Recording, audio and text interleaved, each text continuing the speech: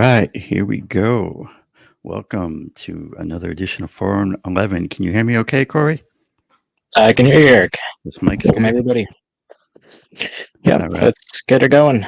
All right, we are going to get her going. Let me bring in our first guest here, Mr. Jason Call, campaign manager for Jill Stein 2024 and a candidate himself in the Green Party up there in the great Northwest. How is it going, Mr. Jason?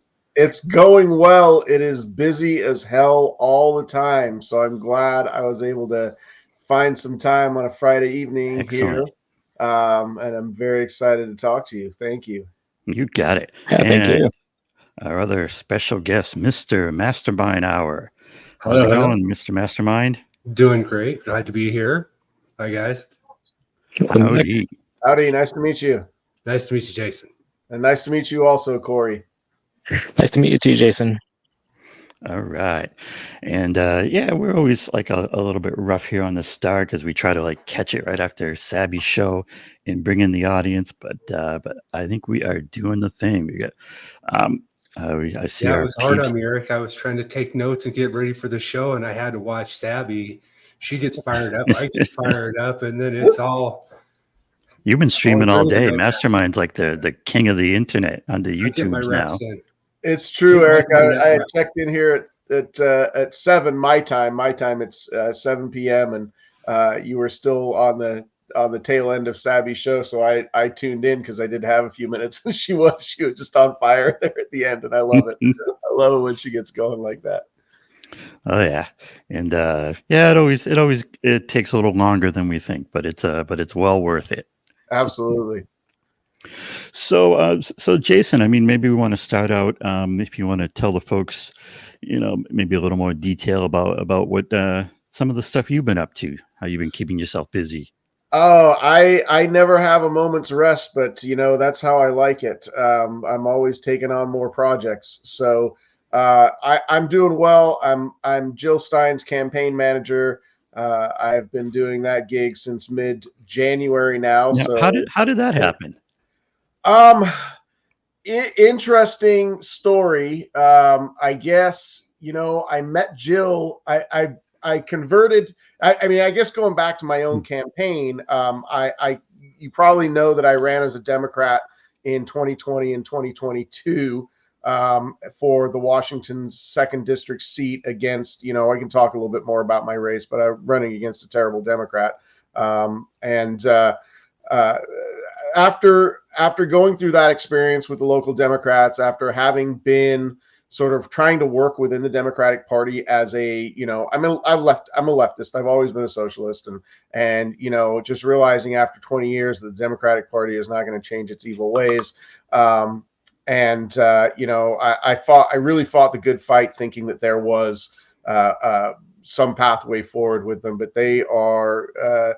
The word intransigent does not even cover it. It's just there's no changing it. They're top-down structure controlled by the DNC, and I had to get out. I just never felt at home running essentially a green platform. And I say I have had ties to the Green Party going back to the mid-'90s. I voted for Nader in '96. I voted for Nader in 2000. But then George Bush got into office, and it was just really at that point in my life, it was just the worst thing ever. And I was like, I felt like I had to get involved in the Democratic Party in 2004 just to oust Bush. But almost true to form, they ran just a terrible candidate against him in the middle of a war. There couldn't have been anybody less inspiring than John Kerry in that moment.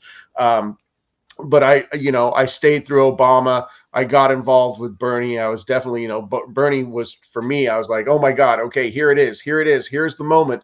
And 8 years later, I was like, Jesus Christ. Yeah, definitely can relate to that. I ran as a Democrat, in good faith, thinking that I could do some stuff within the Democratic Party. And then, so after my 22 race, and I did, I came in third place twice, and the voting system in Washington is we have an open. It's not technically an open primary; it's a top two primary. same as California and Louisiana have. I don't think any other states have it like that. But whoever files the top two move on to the general. And this is actually, a lot of people don't like the top two primary, but this is actually a good district to have a top two primary. One, because it is a quote unquote safe blue seat. So there's no way a GOP is going to win. It's a 2-to-1 margin for the blue if we're going blue red, and so it's an ostensibly progressive district. It's not like, it's really not a centrist district. I mean, Pacific Northwest. We've got a lot of environmentalists here. There are some areas of the district that I got really good support from, but I got third place in the primary. And I've actually got so close in the 2020 primary that they redistricted. This is where I was like, Democrats are intransigent. They actually, in our democratically controlled state legislature here in Washington, they redistricted the district to be more conservative, not more conservative enough to make it vulnerable to the GOP, but definitely more conservative to give the edge to the incumbent in any future contest. So I came in third place again in 2022. It was a little bit further behind, but still really close. I mean, we're talking about a matter of a few thousand votes both times. But after all the nonsense, I was just like, no, I'm out of here. And I really was not going to run this race a third time until a bunch of people reached out to me and said, please do it. You've done a great job twice in a row. Third time's a charm, et cetera. And I was like, yeah, but I'm not going to do it as a Democrat. I'm just done. I'm done with the Democratic Party. And that's when my friends in the Green Party reached out to me and said, we'll support you if you run. Hallelujah. Yeah. And I hadn't really considered it. But I basically said to them, well, if you guys raise the filing fee, because it's like a $1,750 filing fee here, 1% of the salary, actually $1,740. And I said, if you guys raise the filing fee, I'll do it. I'll at least put my name down so that there's an option. And they were enthusiastically supportive. They raised the filing fee in a matter of weeks. And I said, all right, well, I guess I'm running as a Green. That's fantastic. And I joined the Green Party officially over a year ago now. Really, support the platform because it's always been my platform anyway. So then getting back to Jill Stein, I got to meet Jill for the first time. And I say that I told her, it's like, hey, I voted for Bernie back in 2016. Like, no harm, no foul. Bernie was my guy back then. In the actual 2016 election, because he was not on my ballot, I wrote him in. So I got to meet Jill in person at the August convention. Lee Camp was there as our keynote speaker. It was an online convention. Got to talking with Jill after that, and had just kind of kept up a sort of advisory relationship with her throughout the whole Cornel West was running, right? Because when I was doing the convention in August, that was when Cornel was the nominee, and we were all ready to fully get behind Cornel. And then when he backed out, Jill reached out to me for some advice, and she was like, I've got to step in and do this. And I said, yeah, you do. Because a lot of people don't know that the Green Party has held ballot lines in 19 states because we ran a president, because Howie Hawkins ran in 2020.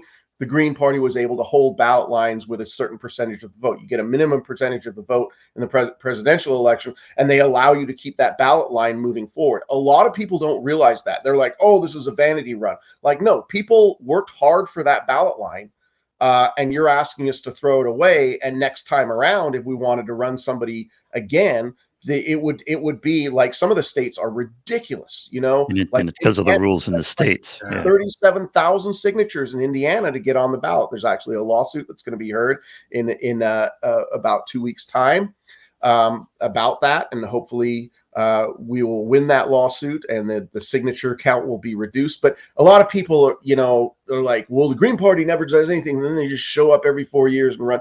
No, I mean, it's a lot more complex than that, and that's a very simplistic view of the Green Party running a candidate. But anyway, so I had been talking with Jill on the side, advising her, and then I went out to the protest in January, the January 13th protest in DC, the March for Palestine, where 400,000 people were there, and Jill spoke and Cornell spoke.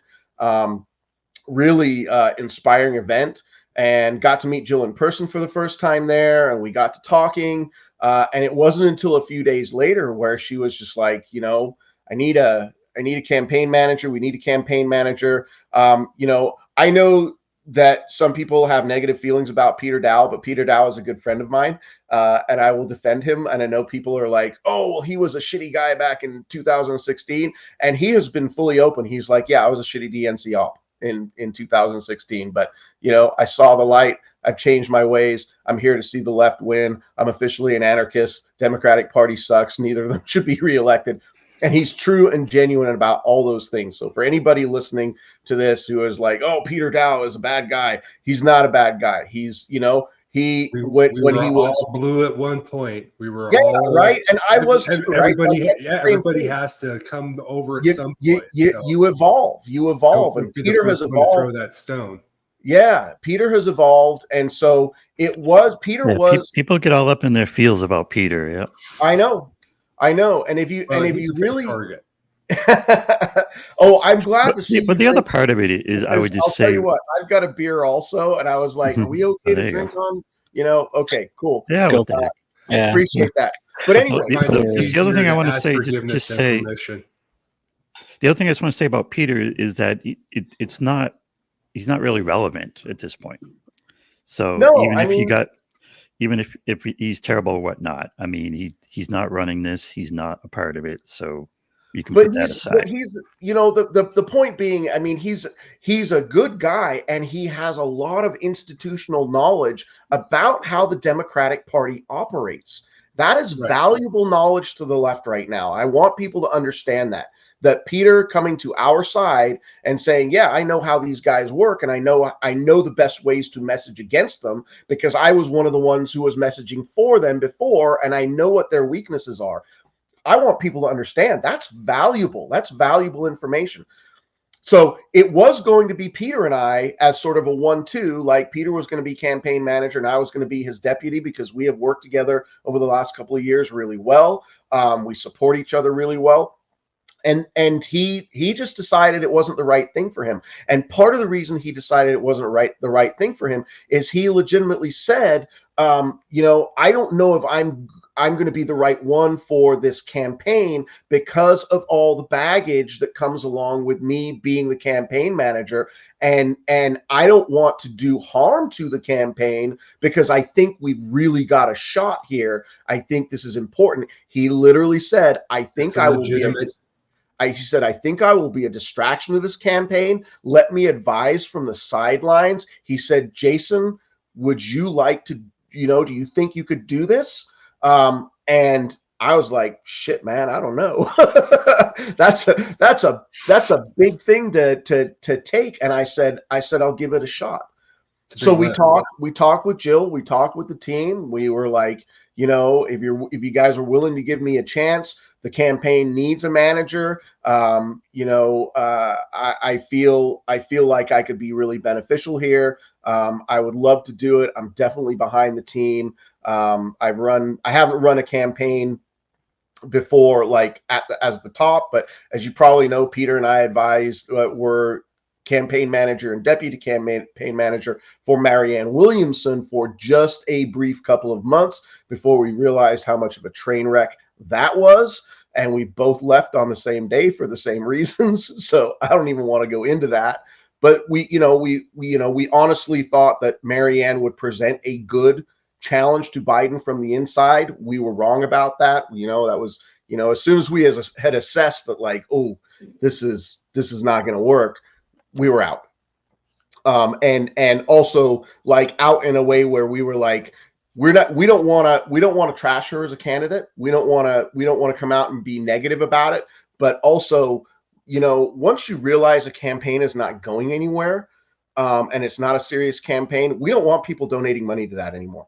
Like, so Peter we were very, I don't know, I guess reserved about it. Like, I haven't said a whole lot about it in the almost year that I haven't been with her, but it's not, I hurt when I see people donating something that I know is a failed a failed effort and is not going to go anywhere. And so, I think that's one of the reasons that we wanted to get out of it also, is like we didn't feel good about it once we knew that it wasn't happening. So anyway, yeah. So January came around and this stuff happened, and it just came to me like within a matter of days from start to finish, it was a done deal. And I have been just honored to work with Jill, to work with the team. We've got we've already done fantastic things. We've got a ton of fantastic things lined up in terms of like the strength of this campaign, what we stand for, the people that we're reaching out to. And really there's nowhere to go but up. So that's how it ended up. True. Me being here in this position where I am, and still running a campaign in my own district, because I want to give a shout out to my team, who has really picked up the lift in my district, where I have had to divert a lot of my attention to the Stein campaign. All right. Yeah, I mean, and we'll come back to what Jill's doing and you're doing, but let's well, any comments on Mastermind? I don't want to leave you out, or Cory. Well, I voted for Jill twice, and I never had any misconception that she's going to win. But I definitely wanted to get that 5% to keep, the financing, the voter financing.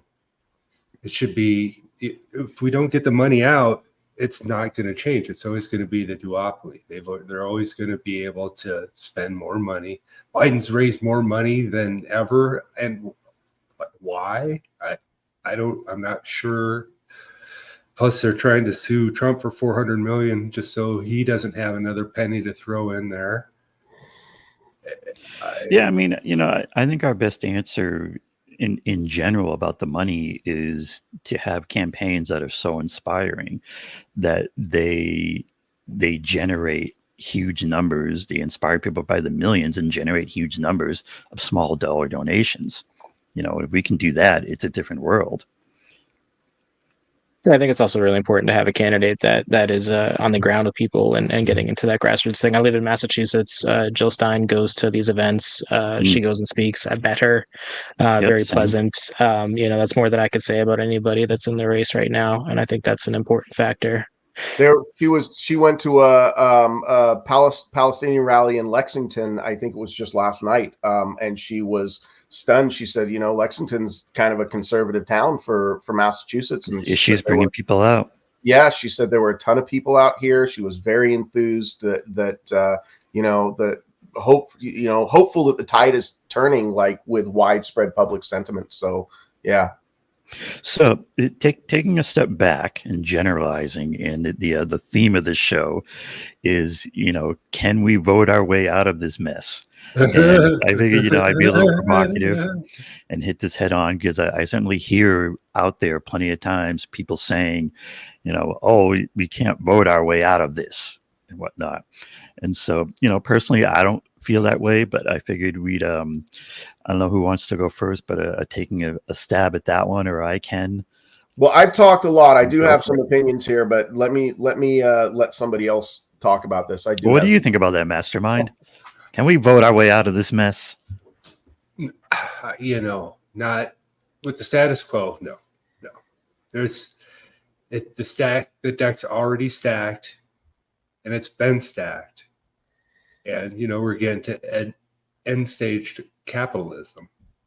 And when you look at the Constitution of the United States, I was talking to Shanda a little bit about this earlier. When you look at the Bill of Rights and the Constitution, it's a socialist document. And then they used it and they wrapped it around a capitalist skeleton. And it's getting thin and it's poking through. And we have 26 amendments, and that was during Vietnam, and that was just letting kids vote. Since we wanted to send 17-year-olds to war, 18-year-olds to war, we thought we should probably give them the vote. But so we really haven't had any true amendments since then, and it's supposed to be a living, breathing document. And this society that we're in has never been changing faster. than it is right now. And yet we're still sticking to this document that doesn't quite, it's reaching its end of usefulness for end stage capitalism is what I'm afraid of.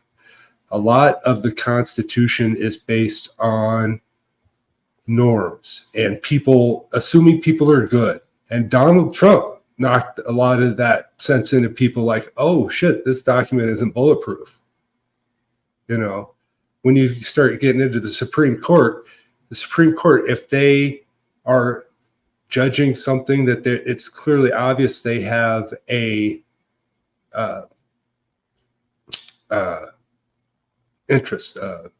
conflict of interest, there's nobody that can call them on that, and they have a lifetime appointment that's unelected.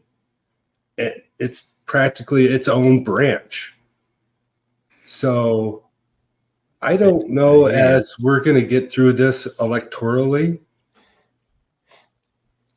but I hope I'm wrong. I'm definitely sympathetic to that feeling, and I get where people are coming from. I could definitely see the hesitance towards that. I guess I just end up in this place where I'm also not entirely convinced of other strategies. I don't think any of these strategies are guaranteed to work. I'm certainly open-minded to anything. I think the biggest thing is just about rallying people together, because if we're talking about like affecting national change, you're really talking about tens of millions of people doing civil disobedience or going out and doing any of these kind of actions. So that kind of rallying, I think, is something that I see as most important. And so if we're doing that kind of rallying, then where I always then come into it and come from is then you need demands, right? If you're going to have a rally, if you're going to have a strike, if you're going to have any of these things, what are the demands? And if for the question in general, yeah, if all you have to vote for, right, are Democrats and Republicans and fakers like RFK, then yeah, it's not going to fix it. So obviously what we need to do is to shake up the game and really change the game. And, for me, that starts with recognizing that the core issue is the money and the corruption. And we need to be, taking those things head on. We need to be calling those things out relentlessly. And I challenge everyone, whenever they describe any of these problems, if they don't say the word corruption and talk about the money, then I call it a missed opportunity. To what you were saying, mastermind with the Constitution. Yeah, I think part of this whole game is going to need to be constitutional fixes. And the biggest one, in my opinion, is the core one, is to have an amendment that says money is not speech, corporations are not people. And anti-citizens. And what? The anti-citizens united. Yeah, yep. That's what Move to Amend is working on, right? Move to Amend is and I love the amendment that they put out in their language. It's very simple. Somebody in the chat talked about ballot initiatives. Well, we passed legal marijuana here in Washington State, first in the nation by ballot initiative. We passed the Move to Amend. It might be a tie for first. Tied for first with Colorado, right? I mean, a lot of people often reference Colorado first, and I'm the one who pipes in like, and us. right, yeah. I was part of that. I'm on a team that has run multiple ballot initiatives trying to get single-payer healthcare here in Washington State. In the absence of the federal government passing Medicare for all, I don't think that Medicare for all or single-payer goes far enough. I'd rather have a UK's NHS style health insurance system, or the VA for all, which is essentially what that is. The fewer middlemen you can get in there, the slicker it's going to work. So any means testing, the more stuff you stick in there, that's. So I'm fully in support. I'm fully in support of people running ballot initiatives. The problem with ballot initiatives is the progressive ones can't find funding, whereas the conservative ones, they have people, millionaire fascists throwing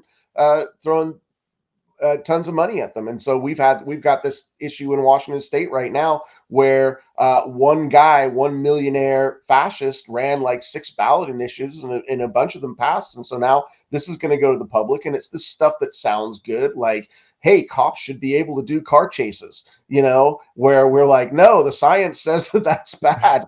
But, Very bad. because the public doesn't pay attention, the messaging sounds, yeah, cops should be able to go after bad guys, but that's not really what it is, of course. So ballot initiatives are good, but my God, if anybody is progressive and they have some money, then please help out ballot initiatives. Start funding ballot initiatives. We want your money. I mean, our single payer ballot initiative here in Washington, it's a $5 million effort. If we're going to do it seriously, and we just don't have the funding to do it. We keep trying, but and otherwise we're leaving it up to the state legislature. We're leaving up to the federal government, and they're not going to do it because they're all on the take. I mean, I have looked into the Washington state legislature's healthcare industry, the for-profit healthcare industry funding, and all the people who are on the health committees take that money. I mean, that's a fundamental problem with the U.S. government, is the people who sit on the regulatory bodies that are supposed to be the watchdogs over these industries. They are the ones who are funded the most by those industries. There's a massive conflict of interest. So yeah, what are they, Jason? Say What again. are they? What are they? What's the magic word? What was the C word? I missed that The C word. I don't. What did I miss? Corrupt. Oh yeah, corrupt. Of course. Yeah, yeah. But say the word. I beseech you. They are corrupt, but you can't see these. I think it's a very powerful word. I think that word has the potential to power a movement that inspires millions of people. I agree, but like when I worked within the Democratic Party, I did use the word a lot because I was, even within the Democratic Party, I was pushing back on these particular politicians. Like I wouldn't go near most of the politicians, and they were like, well, you're not a good Democrat. And I'm like, these people are bad. These people are corrupt. We should be electing better people. And they couldn't go there. Like the Democratic Party mindset is like, if our guys are doing it, it can't be bad. So they don't want to hear anything about it. It's part of the reason I had to go. Mm-hmm. Yeah. So, but can we vote our way out of it? Oh yeah, back to that. Yeah. What do you got? So what I've got on the can, I don't think anybody should give up on voting. I really don't. I don't even mean that you should vote in all elections, but when there is somebody worth voting for, you should vote for them. And I will fully agree that a lot of times on your ballot, there are going to be a ton of races where there's nobody worth voting for. And you're like, it is a lesser of two evils, but every now and again, it is worth voting for somebody. And if you find somebody who is worth voting for, put everything you can behind them, like go out and knock doors for them, kick in a few bucks if you can, and do what you can do to help that person get elected. I do think that is important, but I think voting is part of the toolbox, but it's definitely not the only thing. I mean, we have to get a lot of activist messaging out there to change people's minds about what is going on in this country. I mean, I think that is part of it. I think independent media is part of it. I think, a lot of independent groups, somebody had mentioned Socialist Alternative. Like, I think Socialist Alternative is fantastic. I've supported them for a decade. I know Shama personally.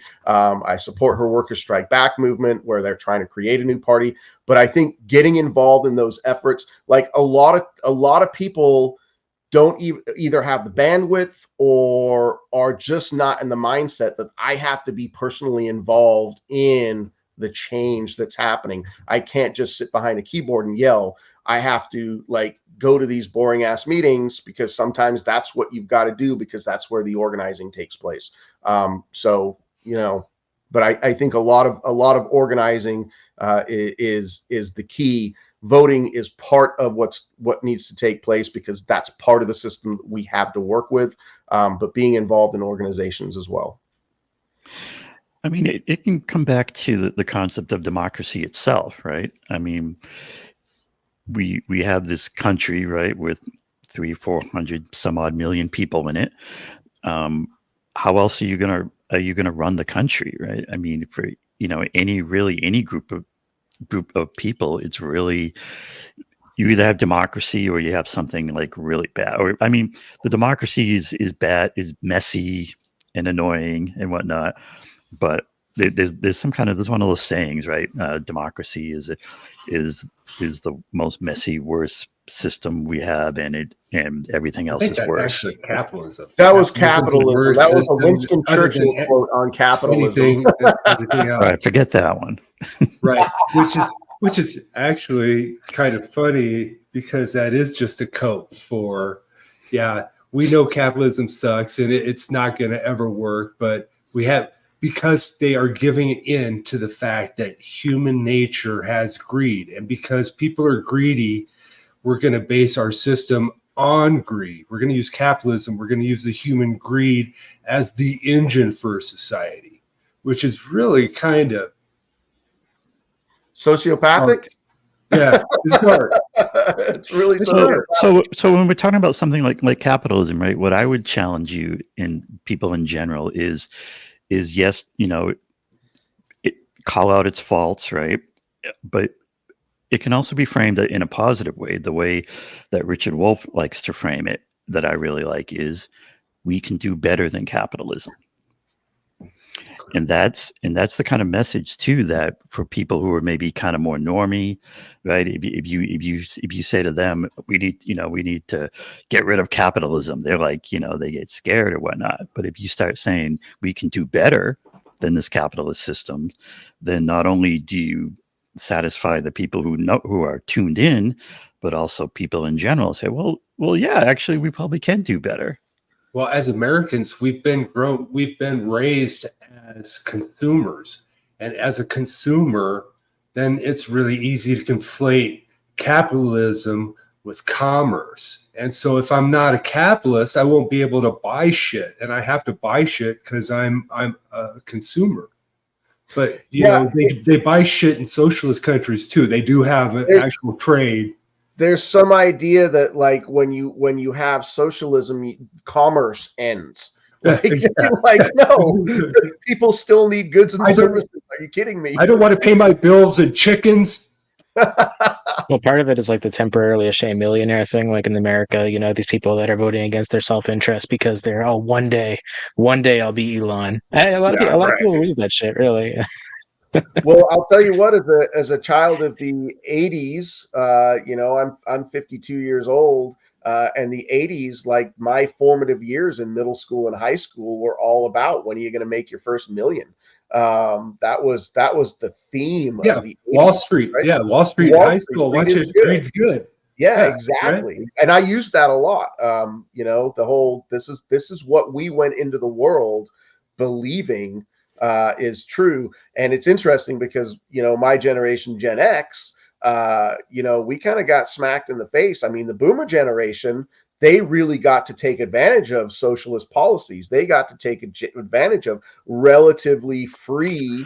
Social Security is not socialism. Social Security is not socialism, right? A wage it's that will allow you to, buy a house and buy a car and, kind of live that quote unquote American dream. Now, granted, it was all on the backs of a bunch of people who were being exploited, but as white people, sort of dominant. Break out that astronaut meme where it always has been. This country was built on the back of somebody else. Yep. Let's check in with the chat to see what they thought of the can we vote our way out of this question we had from Bryce. No, but love you though, Eric. Thanks, Bryce. Appreciate you. And from Sharon Brown, I think this year is different because at least I think so many more peeps know the MSM is full of shit and getting info on streaming podcasts. And yeah, I mean, we definitely are, into, I guess every moment's not like any other moment, but I don't know. It feels like a time when something, big can happen, right? David said, voting can only work after the revolution, but people like to throw around that word revolution, but it's an easier thing that's said than done. Bad cookies.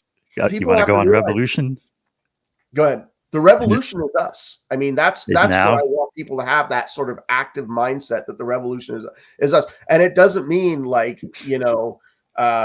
we have to guillotine a bunch of people. Even if they deserve it. But the revolution is a revolution of consciousness. I mean, it's a revolution that, as you said, Eric, we can do better. We can do better than what we're doing right now. That's the revolution. I think a lot of people are stuck in a mindset of we can't do better and we'll never do better. Now, I want to sort of caveat everything with climate change is the big X factor with what's going on right now, because if you look at the global temperature anomalies from this year, even compared to last year, shit is going off the rails. Shit. Like I am dreading what this summer is going to look like. Not for me in the Pacific Northwest, where we're going to be pretty temperate regardless.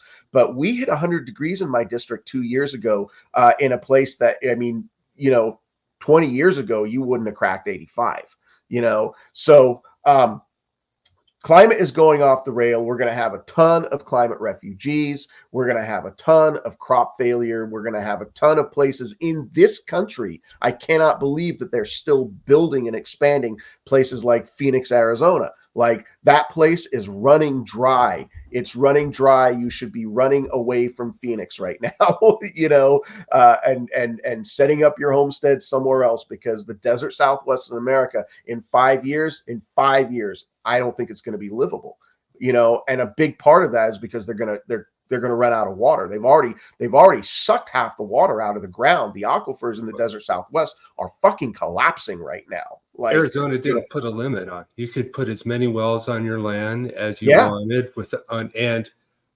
they was actually Saudi Arabia that was going down there buying up all the alfalfa land and growing alfalfa, using all the water. That's why personally I think that the aquifer in Arizona is probably attached to Lake Mead, and that's why Lake Mead dropped. Lake Mead is almost dry, right? Yeah. Well, it's going up right now. I'm right on the top of the Colorado River. We got about 120% of snowpack this year, so it will go up a little.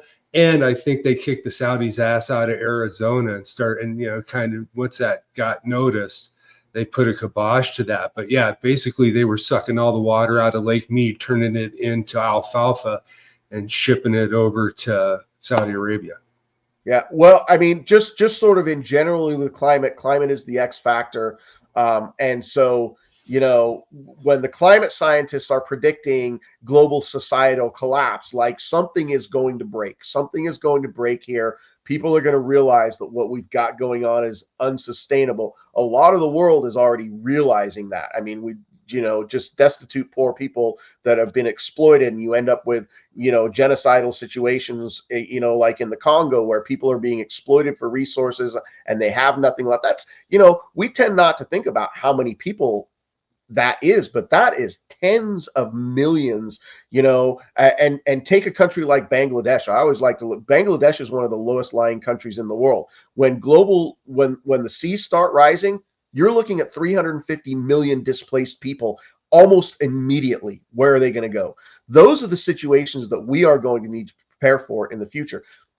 And taking it back to, what is the importance of voting in this election, and why is it important to vote for Jill Stein in this election? If I can promote my candidate, it is because we need to show that the left has a strong movement, so that when capitalism and when the duopoly is finally and fully exposed as a complete failure, people will look to us and say, they had it right all along. They are the leaders. They're building a strong movement. Let's go join them. Because I'll tell you what, we certainly don't want them to go the other way, right? Because that when societies start to collapse, people want that strongman leader. It's the appeal of Trump. It's the appeal of the fascists. It's the appeal of Hitler. Here's a strong person who's going to lead us. We want to show that we are strong, but we're strong with policies that benefit everybody. We're not pointing a finger except the rich and powerful who are doing this to the rest of us. We are punching up always, where the fascists, they like to punch sideways and punch down. All right. We had from Retro Gamer, formerly Gamer and Ganja for Life. Is that what he was before, Cory? Yeah, that's Gamer. Yeah, and then Gamer for Life. Gamer.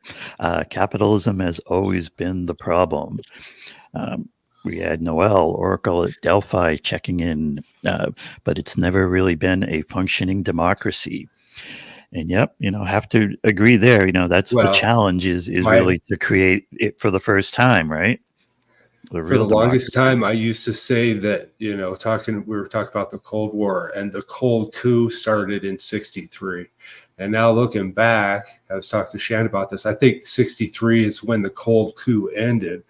And it was actually, 1913? What was it? When Wilson did the Federal Reserve? That was Yeah, 1913. that was the beginning of the cold coup, and it accumulated in 63. And then we've been getting these placed presidents ever since. And that's why I voted for Jill twice, Nader. I think I even voted Perot.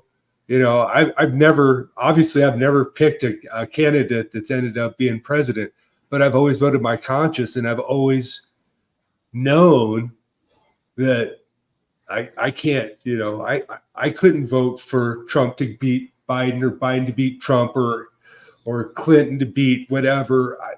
No, I'm going to vote for the person that, God willing, only one vote counts and it's mine, and I get to pick it. I get to the Willy Wonka golden ticket. And I said, you know what? We're going to go with this guy's vote. And that's kind of my democracy fantasy. Well, The democracy of mastermind. And Roger Meadows said, Jason Call, you mentioned citizen ballot initiatives. We must talk. Sure, Roger, you is can send me an into email. ballot initiatives. You can send me an email, jason@callforcongress.com. I'd be happy to talk about ballot initiatives. We're gearing up to run another one here because for healthcare, because we don't think that they take a lot of money to fund, and we may not be successful. And the signature lift is massive here. We got to get 400,000 signatures to clear the 320,000 mark, because they get challenged and signatures get knocked off. So it's a huge lift, and we need a ton of volunteers. But we got to keep the messaging out there. We have to keep promoting the messaging that we need a better healthcare system in this country. Right, our healthcare system is exploitative. It only serves the for-profit health industry. It does not actually serve people, and it is fundamentally corrupt. And then what I try to take that into is taking on the whole thing, right? The money, the corruption, right? That's at the core of all of this, and I'm trying to figure out if there's a way that core concept, right? That everything comes down to the money, the corruption. There basically every member of Congress right now, pretty much everybody in those two parties is just deeply and unfixably corrupt. So, I feel like that could really resonate with a lot of people, especially in this current moment, to really center on that. And like for ballot initiatives, I say run a ballot initiative on that, on clean elections, and those, there's been success with that, but I'm saying go big with it and try to have it be a whole movement that also pulls in your campaign and Jill's campaign and make it all of a piece of saying these are our demands and you better fix it. And all these pieces are going to be part of it. And millions of people are behind this and pushing for this. That's the ideal, right?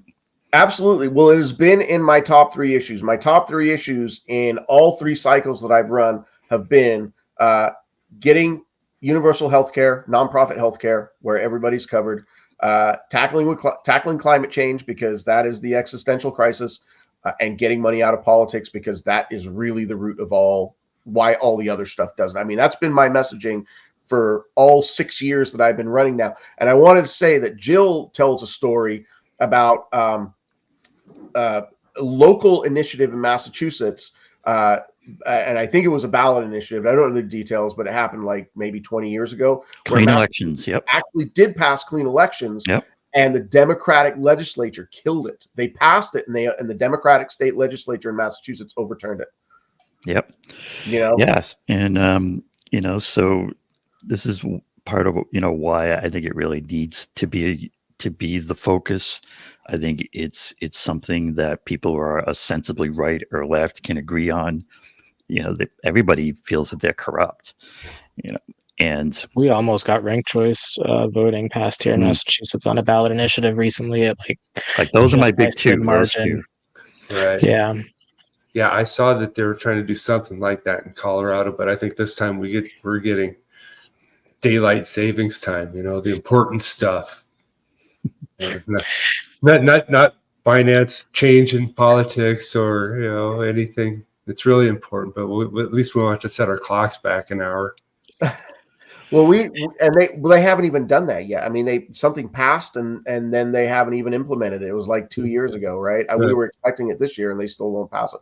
But we had ranked choice voting pass through the appropriation. I think it was appropriations committee in the state legislature, and again, Democratic leadership here in Washington State would not bring it to the floor for a final vote in the last session. It was ready to go. All they needed to do was take a final vote for it. And if every Democrat had voted for it, it would have passed. We would have had ranked choice voting. Golly gee, they just couldn't do it. Go figure. And their excuse was it was a very busy session and we did not have time. It's called. They tried. They tried so hard for you, Jason. Yeah, I know. It's called taxation without representation, I believe, is the term that they were looking for. Yeah. And so this is where we need to be calling out the corruption and calling out that they don't work for us, right? Right. They work for the billionaire class. That top 0.1% is how I like to describe them. Your 100 billionaires, your 100 millionaires, your billionaires, and their playthings, the mega corporations, which are just extensions of their wealth and power. And there's lots of things that can be done. And I feel like a lot of people on the left have just lost hope, right? It's become a very like defensive thing.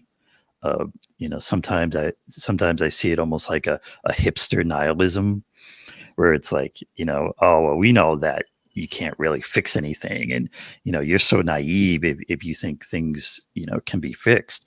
And I get it. I mean, I don't really necessarily blame people. I mean, we've been through, a lot and a lot of ups and downs, but there's also a reason why now more than ever something big could happen. I mean, did we ever think we would see these literally millions of people in the street in the U.S. over Gaza? Well, I mean, did we ever think that we would see day after day images of children blown apart? I mean, it's motivating. That's why they want to get rid of TikTok. That's a motivator. No doubt. Absolutely. No doubt about it. And so then I just saw one today that I couldn't, most of those videos are for people that still need convincing. I definitely did not need convincing, and I definitely do not need to see that video. That was horrifying. It's drone. It was those IDF playing video games. Yeah. Yeah, no, the TikTok thing is huge. So I'm apparently the young man in the room of 30, and all my friends that are younger than me are into TikTok, on it constantly. I'm not really a social media guy, but Gen Z, they are pro-Palestine. They are recognizing the ethnic cleansing and the genocide that's happening there, and I believe that's because of the content that they're getting on TikTok. And TikTok is also pushing these people towards independent media. This narrative matrix, is something that the mainstream is going to try to pull back. I have absolutely no idea how they think they're going to be able to do anything with that with TikTok. Just A, because it's ubiquitous, and B, there are people that make their living on this. It's the whole kind of suggestion of any kind of banning like that is really concerning. Well, of course, the real big push is to have it be sold, right? That's right. What they really want it into and have the same. Yeah, the CIA wants their back door into it, and they don't have one right now, so they got to get. I'm sure they do. They just want more. Right? Yeah, they want a better door. They want the front door keys. And so they want the same ownership class that owns all of social media currently. With Elon being a little bit of a wild card, but they want that same social media ownership class to also own TikTok, because then it's all of a piece. And controlling the narrative is huge for this whole system. And that they know very well that there are way more of us than there are of them. For sure. And if we can ever get it together, right, and really demand some things, then I think big things are possible. but we need to figure out how to pick that lock, right? Of how to really inspire the millions. I think this is the year. I really think this is the year. I thought 2016 was the year. I did not think 2020 was the year. I was like, I'm gonna get behind Bernie again, but I'm fully sure the Democratic Party is gonna do what they did. And I didn't think 2020 was going over. I was very inspired by the movement out of 2016, and I think we can recreate that. And I think the pathway to recreating that is, as people keep saying, you've got Stein, you've got West, you've got Dela Cruz, and I think if there was some way to have all the people who are supporting these varied campaigns for mostly the same reason. I mean, I think in general the platforms are not very different, but I think the organizational structure of PSL and the Green Party is different. But if we're talking about taking the strengths of the Green Party and the strengths of the PSL and bringing them together in a collaborative way where the parties don't necessarily have to merge, but they are working together for a common goal. I think there is a way to maybe not. I don't want to be over optimistic and say beat whoever. I'm not necessarily going to say optimistic enough to win the election, but I'm not going to say the pathway isn't there. We will have. The Stein campaign is we're going to have 50 state ballot access. I'm going to say it right now. We are working on every state. We have people working on, and so if we get 50 state ballot access, people are like, 270 electoral votes, and we get enough movement strategically going on in a number of states. It's possible. It's I'm not gonna lie and say it's likely. But to rule out the possibility that could happen has got to be a point of inspiration for the left. It's got to be a point of like, let's go for it. And again, I put climate change looming in the future, and I say we might not get a chance in 2028. I don't know what's going to happen with this planet in 2028, but if we are going to do something about the war machine and the fossil fuel industry, and you're really going to throw down on the left right now, this is the year to do it. So we are, I'll tell you, in the Stein campaign, we are reaching out to try and make things happen. It's probably going to be some kind of negotiating process along the way. It hasn't really started yet, but we're definitely open to making this movement as strong as it possibly can be outside the duopoly.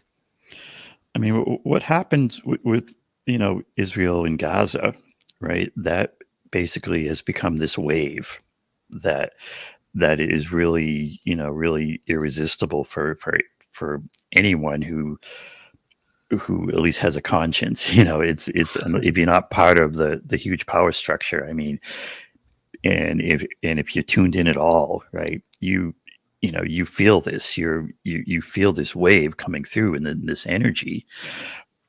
If we can find a way to take that and make it bigger, right, make it about fixing this whole system, fixing this whole money corruption system, and I think it starts with always recognizing and calling out this key problem, this key root cause of having this small number of people at the top injecting their wills and desires and whims through their resources and money, and always getting their way.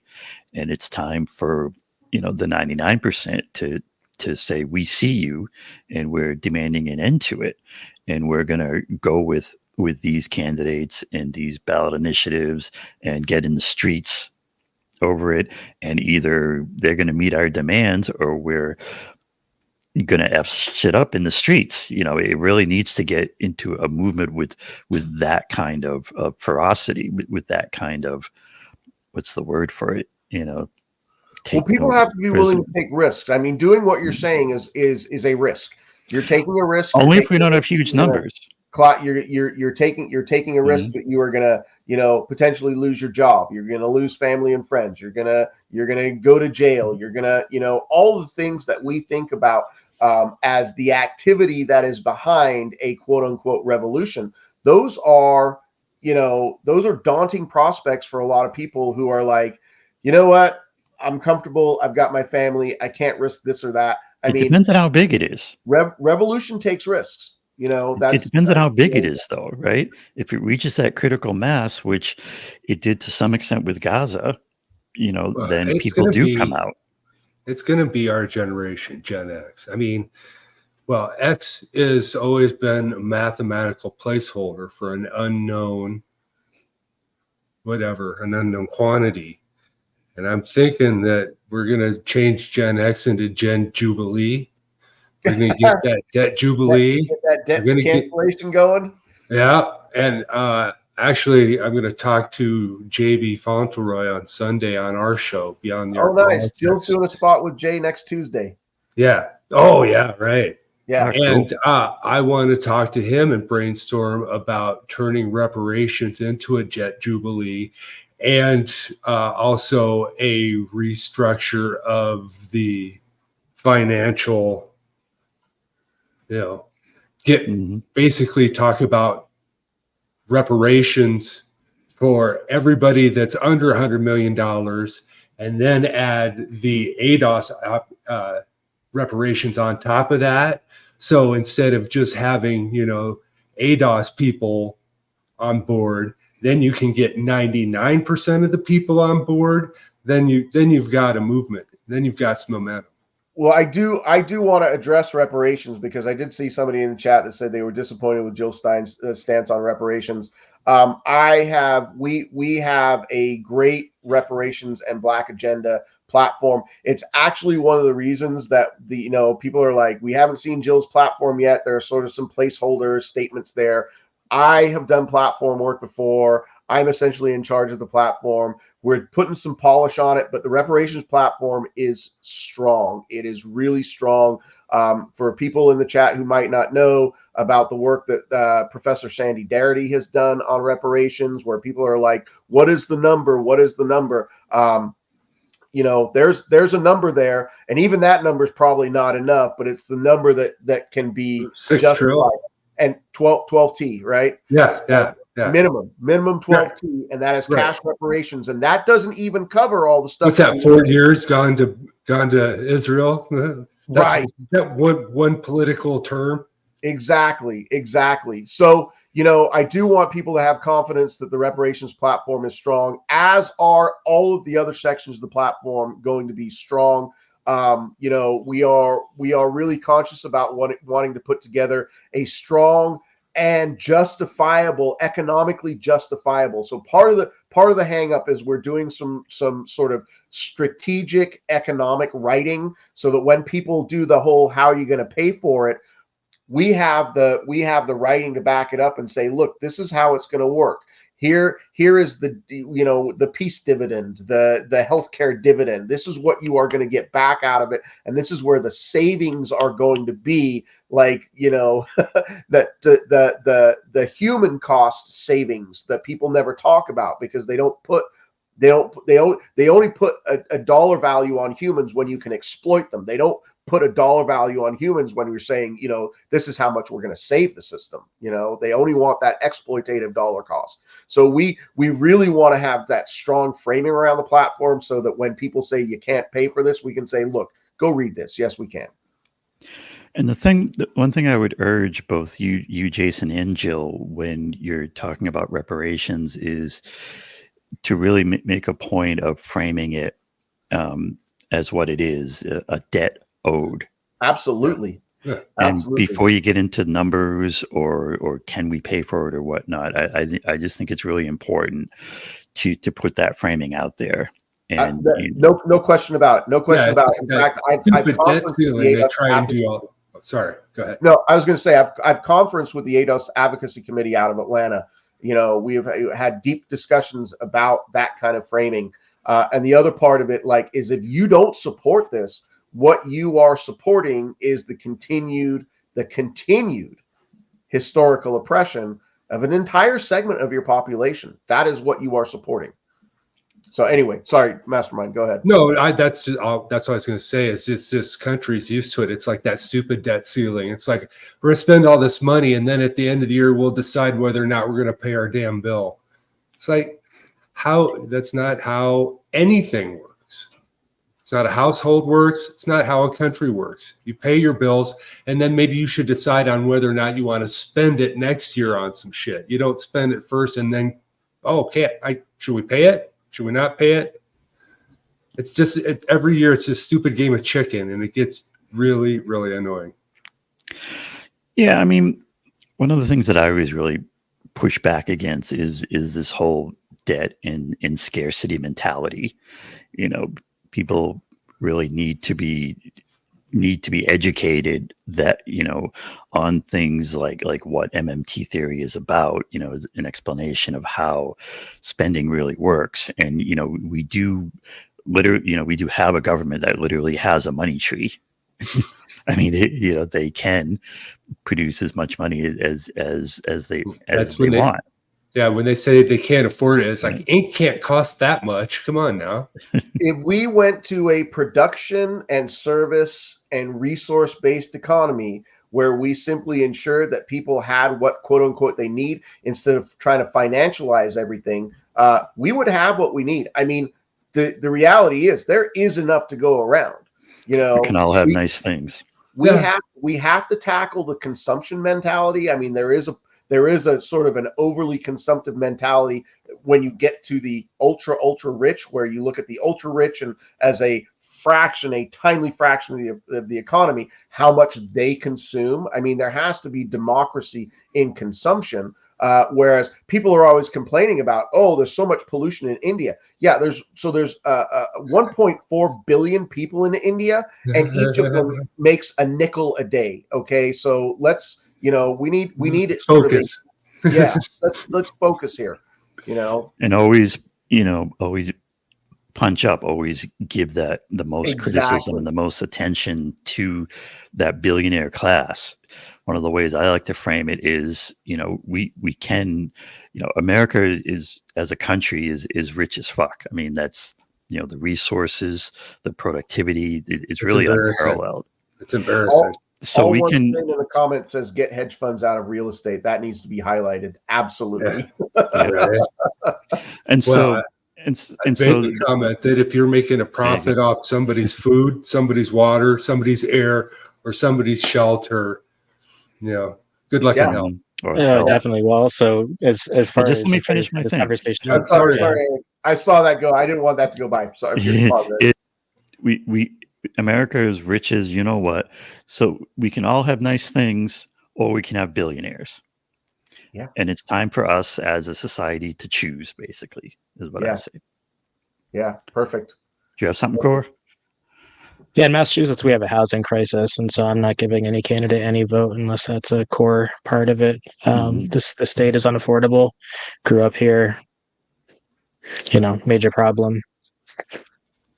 Yeah. So, it's, speaking especially from, a younger perspective for people that might not have been tied into a mortgage or anything, that's kind of the existential thing is affordable housing.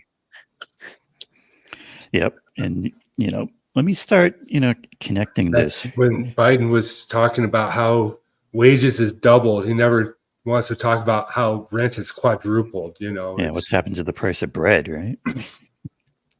Everything. Don't believe your lying wallet.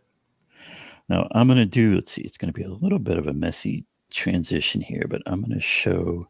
Definitely down with federal job guarantee, Desert Mantis. Cherneva is great, and I love Fidel Kaboub also. I've listened to that guy talk about MMT. Sabby had him on a while back. Now, let me show here. I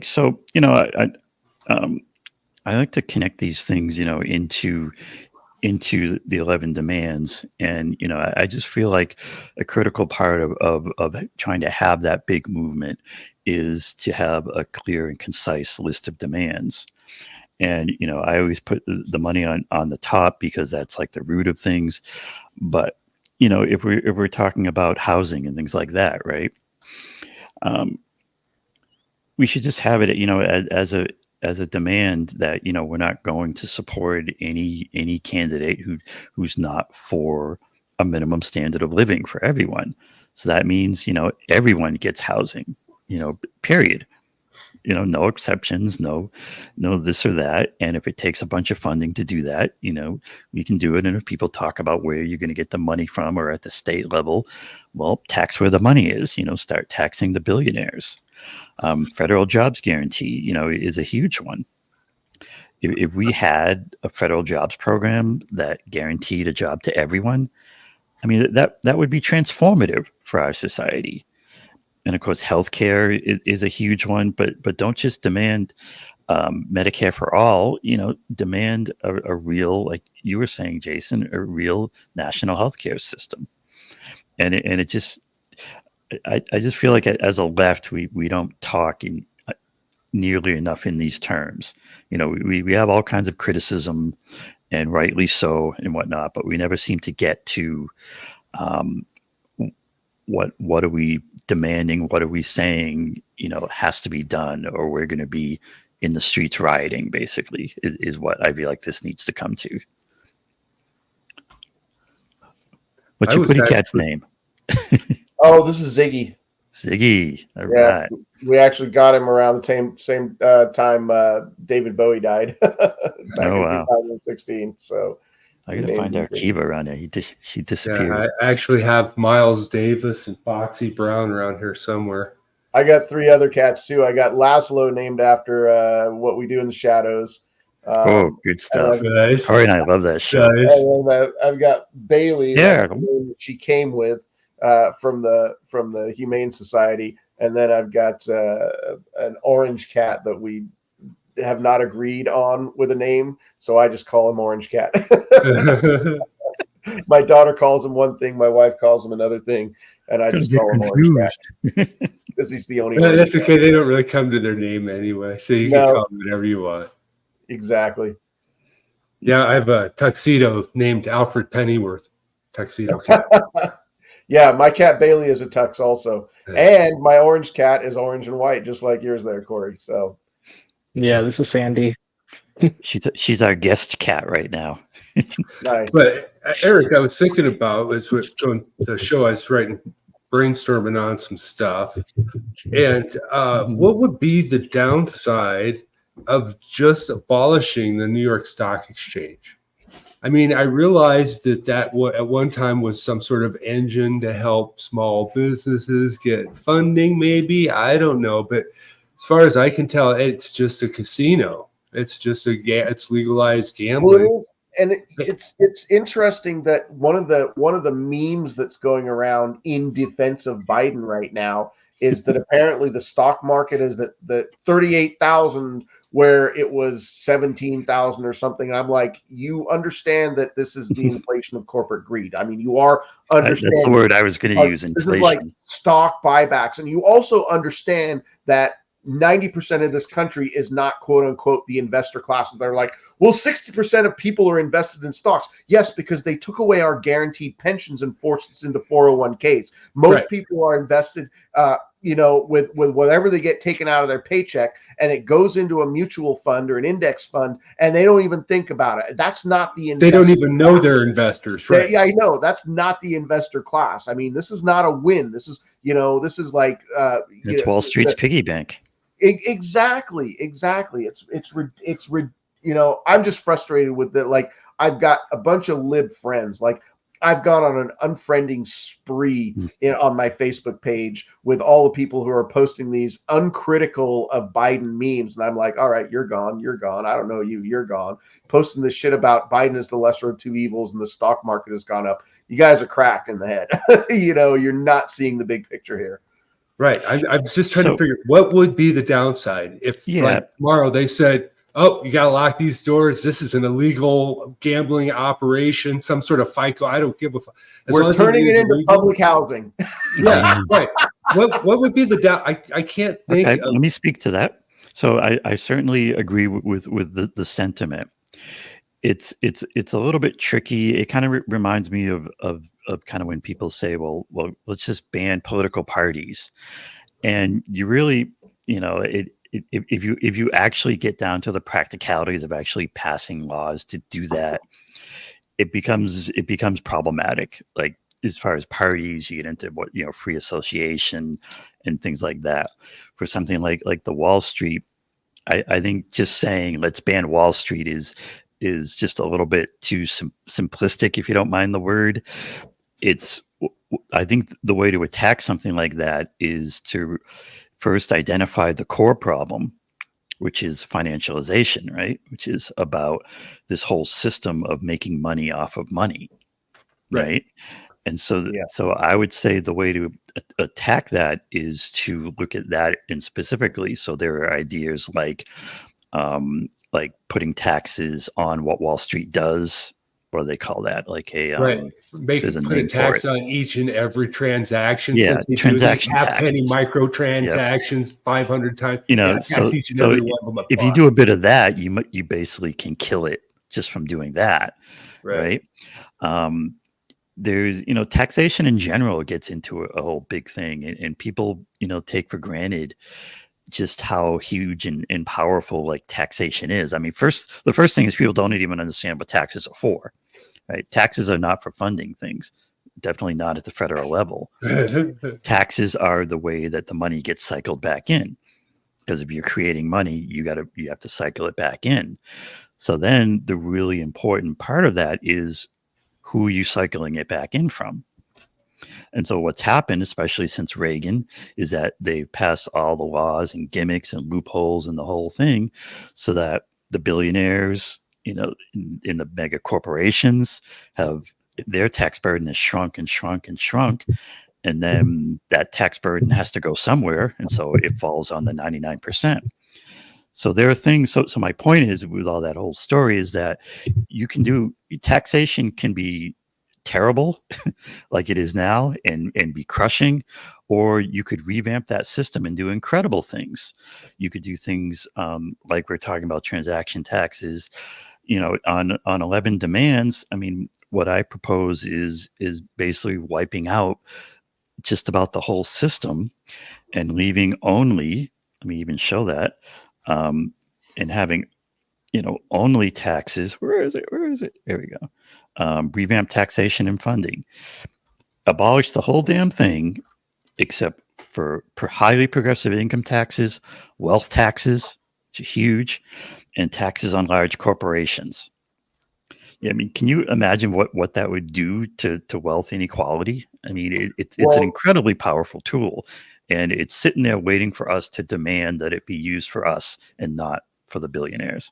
People don't recognize, a lot of people don't recognize that wealth, these sort of latent millionaires and billionaires who, are just waiting for waiting to hit the lottery, quote unquote, in some way or shape or form. But they don't realize that this massive wealth inequality is inherently undemocratic. It's inherently undemocratic because, especially with our financialized system, pay-to-play system of politics, that even doubles down on how undemocratic it is. But ever since Citizens United, it's been a non-democratic system. Yeah, it's the power before that comes along with that wealth that is undemocratic. Like, the wealthier you are, the more you can coerce the system to do what you want it to do. And so then when you end up with two people having, what is it? Is it Musk and Bezos at this point have more wealth than the bottom 50% of the country? How is that democracy? How do people justify that democracy exists in this country when you have that kind of wealth inequality? It's just not possible. Like, poor people don't have access. This is actually one of the reasons that I do advocate voting, because if there's any way that you can participate in this country, and such as it is, and it's minimal. I won't argue that it's not minimal, but it is casting a vote.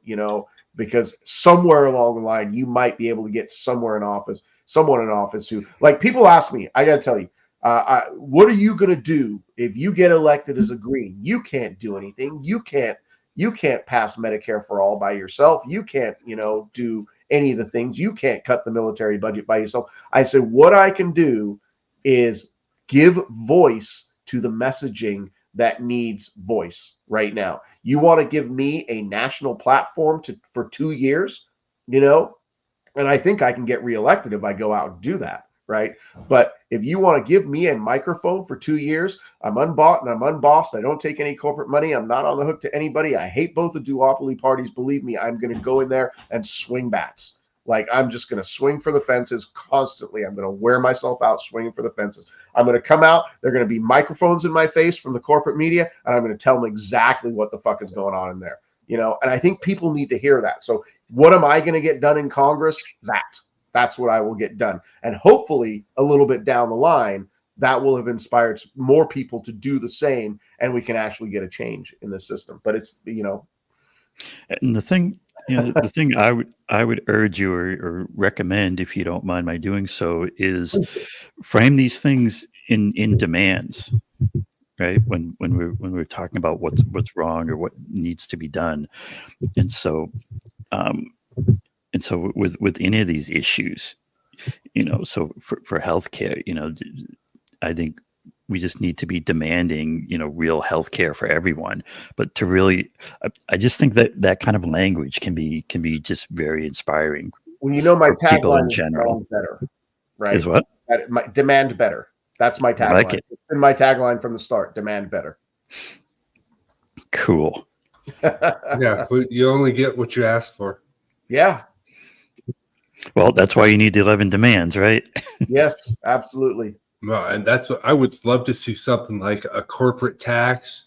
Like, corporate tax is no tax on the first 3% of profit, and then anything over 3% is 100% tax.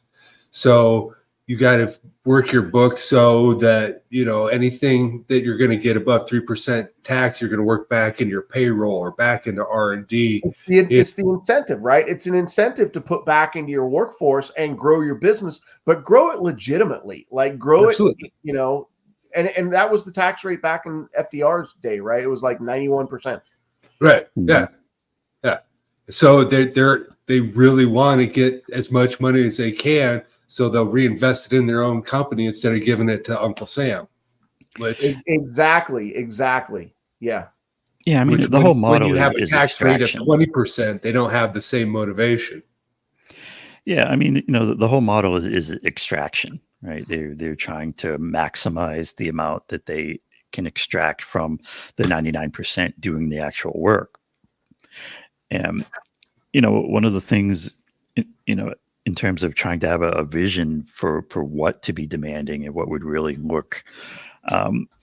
what would really bring about revolutionary change, you know, there's this whole concept of, you know, democratize the enterprise.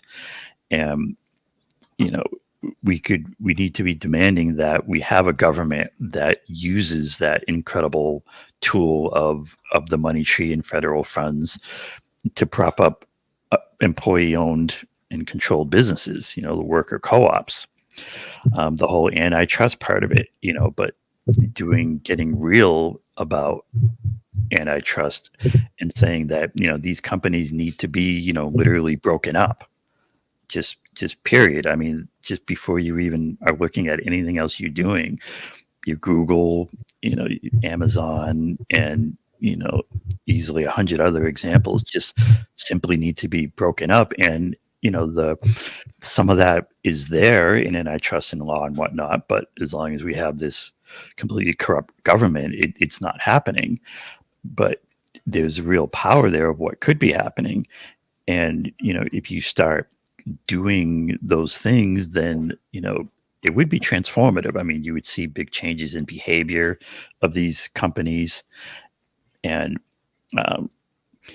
there's the thing, like with social media, like this last one is a big one, with the censorship and, you know, why social media and these companies are so to use $1,000 word, you know, pernicious. Why they have this big effect is that they're basically operate at the whim of this very small number of billionaire class.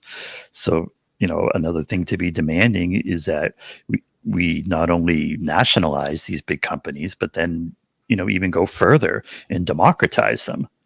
And just think, how different it would be to have a YouTube or a Twitter X that's not only nationalized, but where when there's a big decision, every employee gets a vote and only one vote.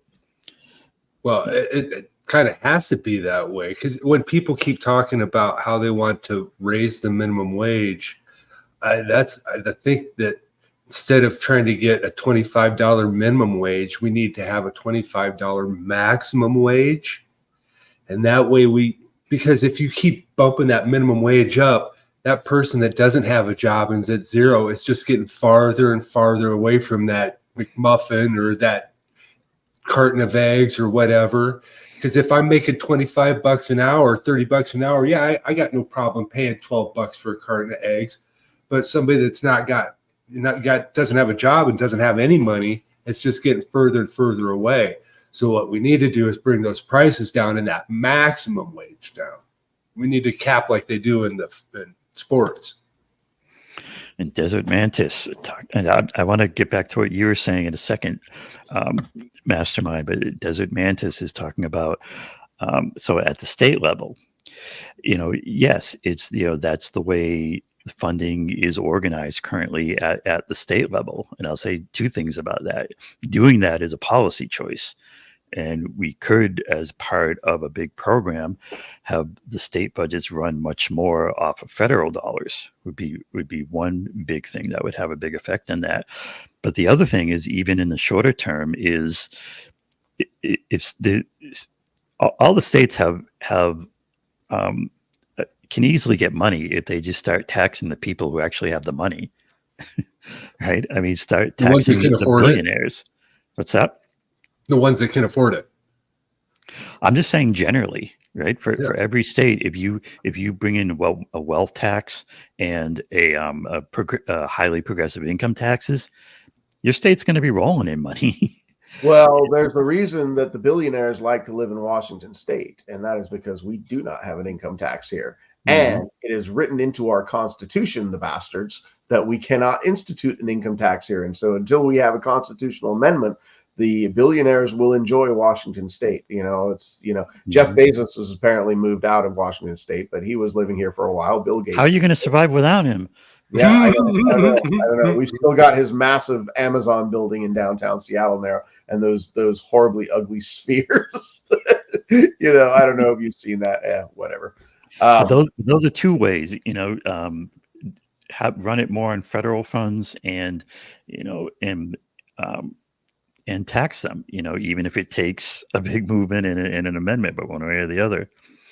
And one thing, Mastermind, I just wanted to nudge you a bit in terms of maybe thinking a little bigger, right? When we're talking about raising the minimum wage and this whole thing, if we manage to transform to a society that meets the basic needs, where everyone has housing, everyone has full of adequate health care, education, and a federal jobs program that has a job waiting there, you have such a different society that these questions of minimum wage and this and that almost become kind of moot, because exactly work becomes a choice, right? Right.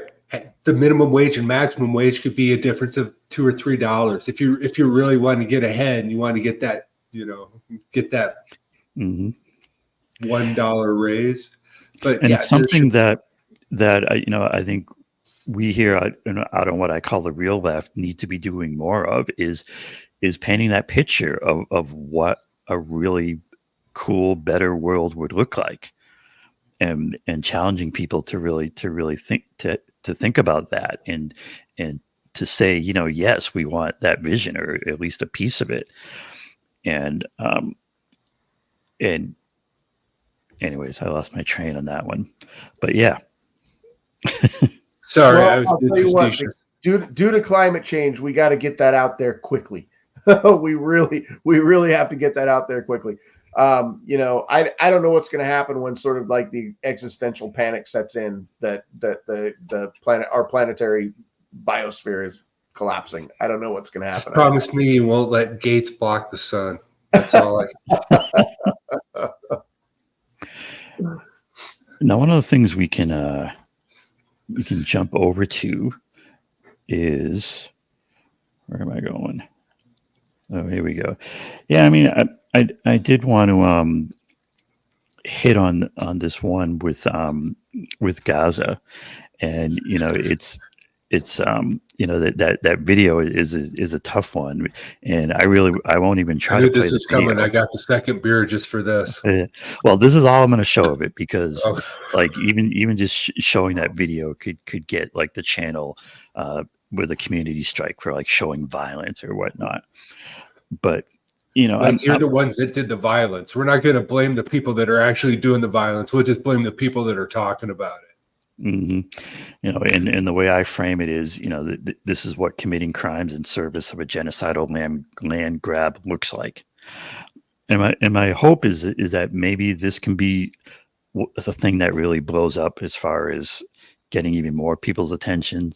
And it's tricky because we feel like we all get it, right? It's all, this is so obvious and whatnot.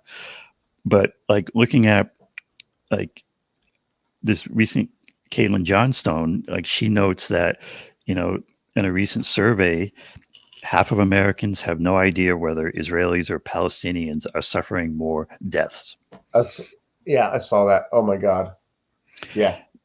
And it's out there. And so this is why I feel like, even though we feel like we get it and it's obvious, there's still a huge population out there that just hasn't gotten this message and hasn't gotten it fully. Well, obviously that's how half of America can just function, is to keep their heads looking straight, keep the blinders on, not pay attention to foreign. If it's not red, white, and blue, I don't care. They can all just go off the planet as far as I'm concerned. They just focus on America. And that's why we have AIPAC running most, nobody knew what AIPAC, nobody knew what was going on. Nobody knew what was going, I mean, it's been going on in Gaza since 1948 consistently. Mm-hmm. It's not like they've been letting up and this, just pops up every once in a while. This has been an ongoing festering boil in the Middle East. And now with TikTok, when people are finally getting it shoved in their face, now people, it's the people are waking up. And, Yeah. And I think I hear what you're saying about people have trouble seeing it again and again and don't even want to deal with it. And one thing I would say is that part of the reason for that is because people don't see a path to change, right? They just see it's going to be the same thing. And that's why I do think campaigns, like we've been seeing with the independent runs that get it right, and with Jason's run and Jill's, are so important, because this can be a thing where something real, some change can happen. And if people don't have that path, if all they ever hear from us is it's bad, it's never gonna change, and voting does nothing and whatnot, well, then it's no wonder people I never don't want to deal with it. I always message to people, vote. There may be, not a lot on your ballot to vote for, but you don't have to vote in a lesser of two evils. But if you've got something to vote for, go vote for it. I mean, do what you can for the things that are there to try and make change. I say have demands, right? It's really down to vote for people who meet your list of demands. Yeah, for real. Yeah, I mean, in terms of confronting the war, it's difficult for Americans to do so, because in recognizing that for what it is, we also have to recognize that those are tactics that were learned by us, from us rather. That kind of just drone strikes on civilians. That's what we've been doing for years and years and years and years. And so, it's just easier for people to look away. I'm curious if it'll get out there. I know Al Jazeera has been reporting it. I don't know. Has anybody seen, any U.S. media coverage of that? I haven't. I've seen it all over Twitter. I mean, it's being reposted by, Ryan Grimm reposted it and said it was horrific. And, it's so bad, even Ryan Grimm is appalled. Mr. Late to the party. I kind of like Ryan. I think he's one of the people who, he's a bit of an apologist, but I think he's got a big reach, and I think he's somebody who is starting to come our way. I mean, I think Ryan knows that Biden is unequivocally awful. I mean, I really do. But he's still stuck in the this is what we've got, and we're not going to get any better. Believe me, he is somebody I am going to be working on personally over the next 6 months to say, hey, Ryan, Biden's not going to win this thing. And the only way out of Trump right now is to have a strong left movement. And in terms of the pathway, and this is something that Jill is messaging on pretty strongly when she talks to people about, do you think you can win? There are going to be 4 pro-genocide candidates on most people's ballots, and there's going to be 1 anti-genocide candidate. Like in terms of nationwide, like the Green Party saying the Green Party will be on 50 states. So if people figure it out like, oh, we've got 50 state access, that's who we should be voting for, which I hope the left coalesces around. Then you've got that 1 versus RFK and Trump and Biden and whoever No Labels throws up. I mean, I read today that No Labels has 18 ballot lines already, which is like, they've got a ton of money, so they can just pay signature gatherers to get on ballots. I don't know who the hell they're running, but you'll have 4 people who are for genocide and 1 after it. If you just break those odds up evenly, 21% of the vote could get us a win. It could get us 270 electoral votes. So it's the pathway is not, inconceivable. And it's, so I say it's important to have demands. So, if we're operating as a movement with a consistent set of demands, then when we have questions, for an actor in this, like a Ryan Grimm or even like a squad member or whatnot, where do they come down on the demands, right? Yeah. That can Well, be I was kind of the test. Watching Sabby the other day, and she had that vet guy on talking about how to have contracts for these politicians that say, yeah, if you're running on X, Y, and Z, you're going to sign this contract. And if you don't do X, Y, and Z, you got to pay your campaign money back. I kind of like that idea. We could slide the demands in that way. Yeah, if you can get them to sign. I mean, I guess, I had some issues with that guy, on a number of fronts, but the biggest one was, why is any politician going to pay attention to you? I guess. Right. That's you have to get the groundswell to get them to have to sign that.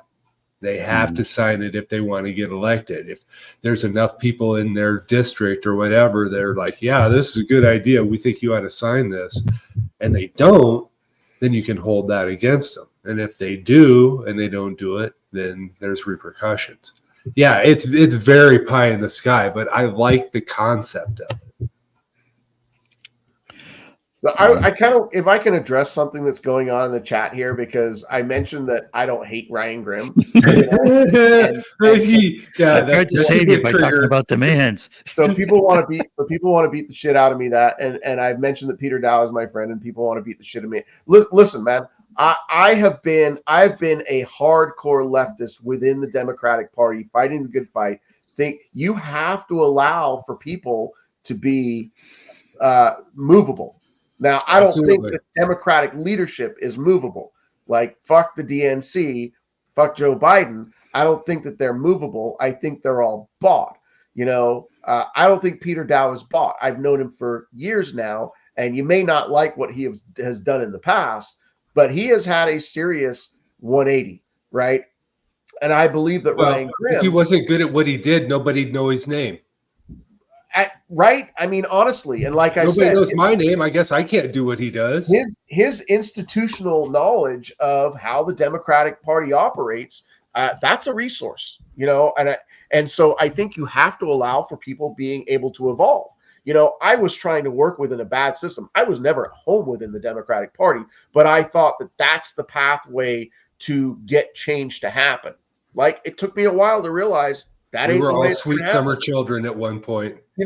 So when people are really dishing on Ryan Grimm, like, yeah, I will grant you that he says some fucking stupid pro-establishment things sometimes where I'm like, all right, that's not it, but I do think that he is movable. And I do think once you kind of flip him and get him to start realizing, the Democratic Party is not going to change. And, you're met the whole mess. Like I think if we can get Ryan Grimm to say, look, you guys really got to take a look at the left movement here, because that may be the only way out of a Trump presidency. That's a fucking win right there. That's a win.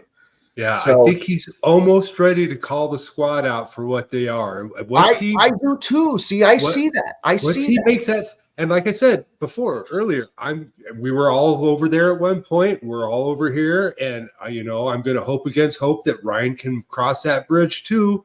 I'm an internal optimist. I'm not going to hold my breath, but I'm still going to give him the benefit of the doubt that someday he can get it right, and we'll all get it right, and we'll all push in the same direction. I'm there too, but I know go ahead, Eric. Sorry. The reason why I think people are so doubtful, especially about a character like Ryan Grimm, is that, he has this long history of being essentially a fake opposition, a type of opposition that says yeah to you, and then when push comes to shove, when it comes to something real, then he's following his paycheck, because he's always been paid by huge corporations of one fashion or another. And so the reason why people, including myself, would be very dubious about a character like Grimm is that he's still getting paid by the same people. And, so I really just can't imagine that changing unless he does like a real break that really threatens his paycheck. If he starts saying that every current member of Congress is corrupt and works for the billionaires, I might believe him. If he starts saying can I tell you where you need to vote for somebody else, even if it makes Trump come in, because Biden and Trump are the same thing, well, okay, then I'll start, giving him some. I credit. agree with you. I agree with you. All I'd say about Ryan Grimm is I think there's a little bit of light there. I think there's a little bit of daylight there, and I'm always willing to, like, sort of like you said, mastermind, like eternal optimist. I think that there's enough daylight there that he can be turned. I do. So, but I have no problem calling him out on bullshit. Well, I think we just have to force him. I don't know if he's going to turn voluntarily, but I think he'll follow the tide. Eventually, he can't push against the tide long enough. He'll eventually come around. I think so. Well, the other thing about this is I think in general with the left, we need to spend a lot less time talking about personalities and these hosts and reporters and things like that, and a lot more time, one, talking about the people with real power, and that means not only the government but the elites in the society, the economic elites that actually pull the strings on the government, and also talking about policy and real things in the form of demands. And if you're doing those things, then we don't really have to worry about a Peter Dow or Ryan Grimm, because everything is so much bigger than them. Sorry, I was getting lowbrow on you. Great minds think about ideas, common minds think about or talk about events, and small minds talk about people. So we'll keep this on the ideas. Yeah, I mean, if you're going to, call people out, call out like, members of Congress who, right. And this whole idea that the squad is ever going to stand up for us or do something for us should be so much water under the bridge. It's silly. Let me throw one name out there, and I'm curious to what you say about this, because I'm done with the squad. I've been done with the squad for a long time. I do want to know if anybody thinks that Rashida Tlaib can be pulled out of the Democratic Party, because if there was any single member of Congress that I would work on, it would be her. The fact that she's still there makes me sus. I mean, how long, she's already got she's already wearing the sunglasses inside the house. How long is she going to be in there? Yeah. No, that's the trick. They can leave that genocidal party. Yeah. Would you tell a Any minute they Democrat want. with two black eyes? I'm honestly trying to make connections with her office so that I can at least have her and Jill sit down for a talk. And I know people in her, who are close to her and have said, well, she's not going to endorse Jill. And I'm like, I'm not looking for an endorsement. I'm looking for a conversation. Let's start somewhere, because if there's anybody I think who can be pulled out of there, it's her. And I don't have a ton of hope, but I would like to have a conversation with her office. Well, Yeah, she would be a sympathetic character if she did pull out of there. I can't think that she would get anything but support for that. Yeah, especially after they treated her. That's the end, right? She would be the anti-Hillary Clinton. Yeah, I mean the Democratic Party's already coming after you, right? Yeah. So the power move is to leave. Fuck you, I quit. That's the power move. Yeah. Yeah. Yeah, and I mean, I would put it back in terms of demands. If she wants our support, there's a pretty clear set of things that we would need. Leave the party, essentially start calling out all your current comrades as corrupt, as bought and paid for, and and get on board. Is Tlaib actually losing some support? I heard from the Muslim community, because I think she is still kind of hanging on with the Democrats. I think the longer that she hangs on, the less popular and stop saying you got to vote for Biden in November, which is basically what they're all still saying, right? Yeah, right. Well, I mean, that could be the pressure. I mean, the pressure honestly could come from her own, Palestinian community. It really could. Absolutely. I'll tell a little story here about how corrupt the Democratic Party is. I don't know if you guys remember Marie Newman, but Marie Newman was a single term. She wasn't a member of the squad, but she was a very progressive Democrat. She was in that wing. She was Illinois 6th district for only one term. And the reason she was only one term is because after the 2020 census, Illinois lost a district and they redistricted. And the Democratic legislature in Illinois is fully controlled by the legislature, both houses, fully controlled by the Democratic Party. They're like 2/3 Democrats, state and house and so they control the redistricting. And what they did was they redistricted her into Chuy Garcia's district. Now, Chuy Garcia is another ostensibly shitty Democrat, but in the progressive wing. And Marie said, well, I'm not going to primary Chuy. And so the redesign of the districts was specifically to pit a progressive against another progressive. So either way, they lose a progressive. Mm-hmm. Well, Marie wasn't playing that game. She went back to her old district and challenged in the 6th district to some shitty establishment Dem, Sean Karsten, I think his name was. And she lost a primary. But afterwards, she came out and she spilled the tea. I was in a private meeting with her, and she said, they take you, like the Democratic leadership, like there's a bunch of fanfare. You're elected to Congress, and you're like, hey, welcome to the club. But they literally take you in a room, and Nancy Pelosi and Steny Hoyer and other Democratic leaders are there, and they tell you, she was like, they tell you you're not going to make any waves. You're going to do what we say. You're going to do when we say it. You're going to vote the way we want you to vote. And if you do not, we will make sure you lose your election the next time around. She was very open about this, and she was. If you look at her legislative history, she was the most prolific legislation writer there was. She wrote like Nancy Litter Fuse. All right, I got 2 years. Let's get this shit going. She did. She really and she introduced legislation after, and she was, really a good, what we would call a good progressive, like within what we thought AOC was going to do. What we thought AOC was going to. And here's the thing: she wasn't a spotlight person. She did all of this behind the scenes. But you go look up her history. I was like, wow. She pretty much introduced more legislation than any other member of Congress by magnitudes. And what did she get for it? That's why nobody else knows her name, because she was doing good. I didn't know her name until you said it. Yeah, Marie Newman, Illinois 6th district, and her reward for doing what we would want her to do is that they redistricted her out, pitted her against another progressive, and booted her out of Congress. That's the Democratic Party.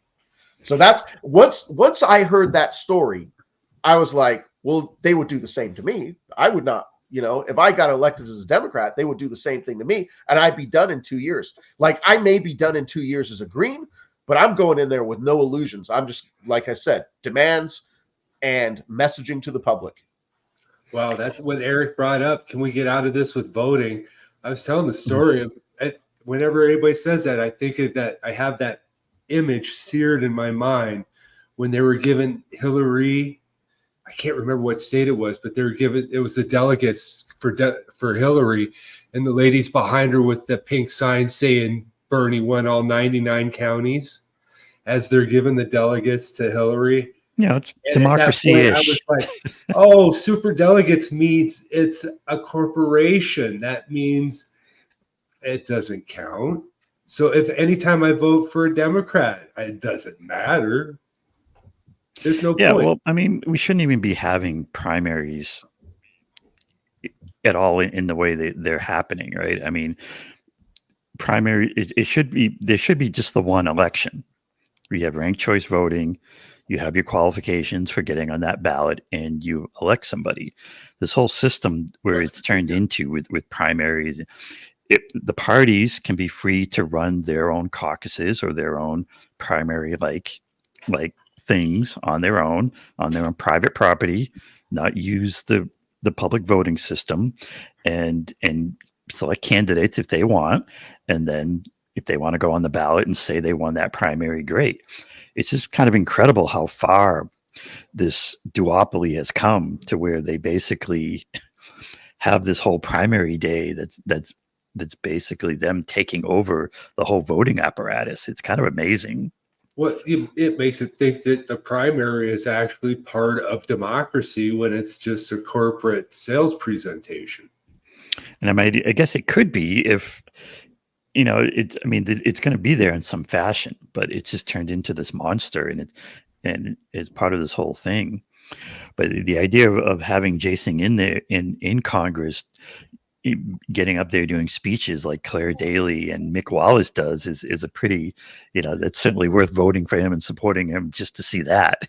Absolutely.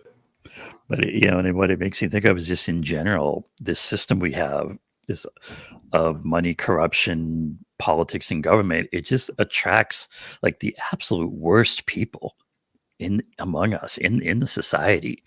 I mean, calling them monsters is almost an insult to monsters. I mean, it's you know, they are the most narcissistic, sociopathic, greedy. You know, that's what we're dealing with, and they need to be treated as such. Is part of the real kind of revolution we need. You understand that most of the candidates that make it to past the primaries and into the general election, they are the party groomed candidates. Yeah, they're picked because they are monsters. Yeah, they wouldn't be there if they weren't monsters. The party system, you know, and I've seen that firsthand. You know, like absolutely, the good ones get pushed out. Yeah, for sure. Yeah, it's the politicians and the mainstream media. They wouldn't be where they were if they didn't already have that voice box already installed in their throat. Yeah. So in the chat, Desert Mantis is asking, is Chanda. Now, is that Chanda Masta? I think so. Yeah, okay. I've known Chanda for, you know. Trailer Park Pundit. Yeah, I was on her show earlier today. Is she still doing the Accidental Activist? Yep. Is that what she, okay, yeah. I know Chanda. So she's here in Washington State. Yeah. She was just talking. She's like way out on the little peak there. So when the wave comes, she'll be the first one that goes. So is she still working with Rick? Oz. Yeah. Well, he was actually on the last installment of this show. Okay. And he was in your square right there. He's what? Yeah. Okay. Well, that's a good. He was at Jason's square right there. And we're gonna have to work on getting them, you know, in both of them into more of these conversations. And well, Oz and Chad and I go way back, like 8 years now. Mm-hmm. Yeah, I met her. Well, I've been watching her for quite a while, but I got to talk to her for the first time today. She's awesome. We were on the same vibe from like minute one. It was a great conversation. Good deal. Like to hear it.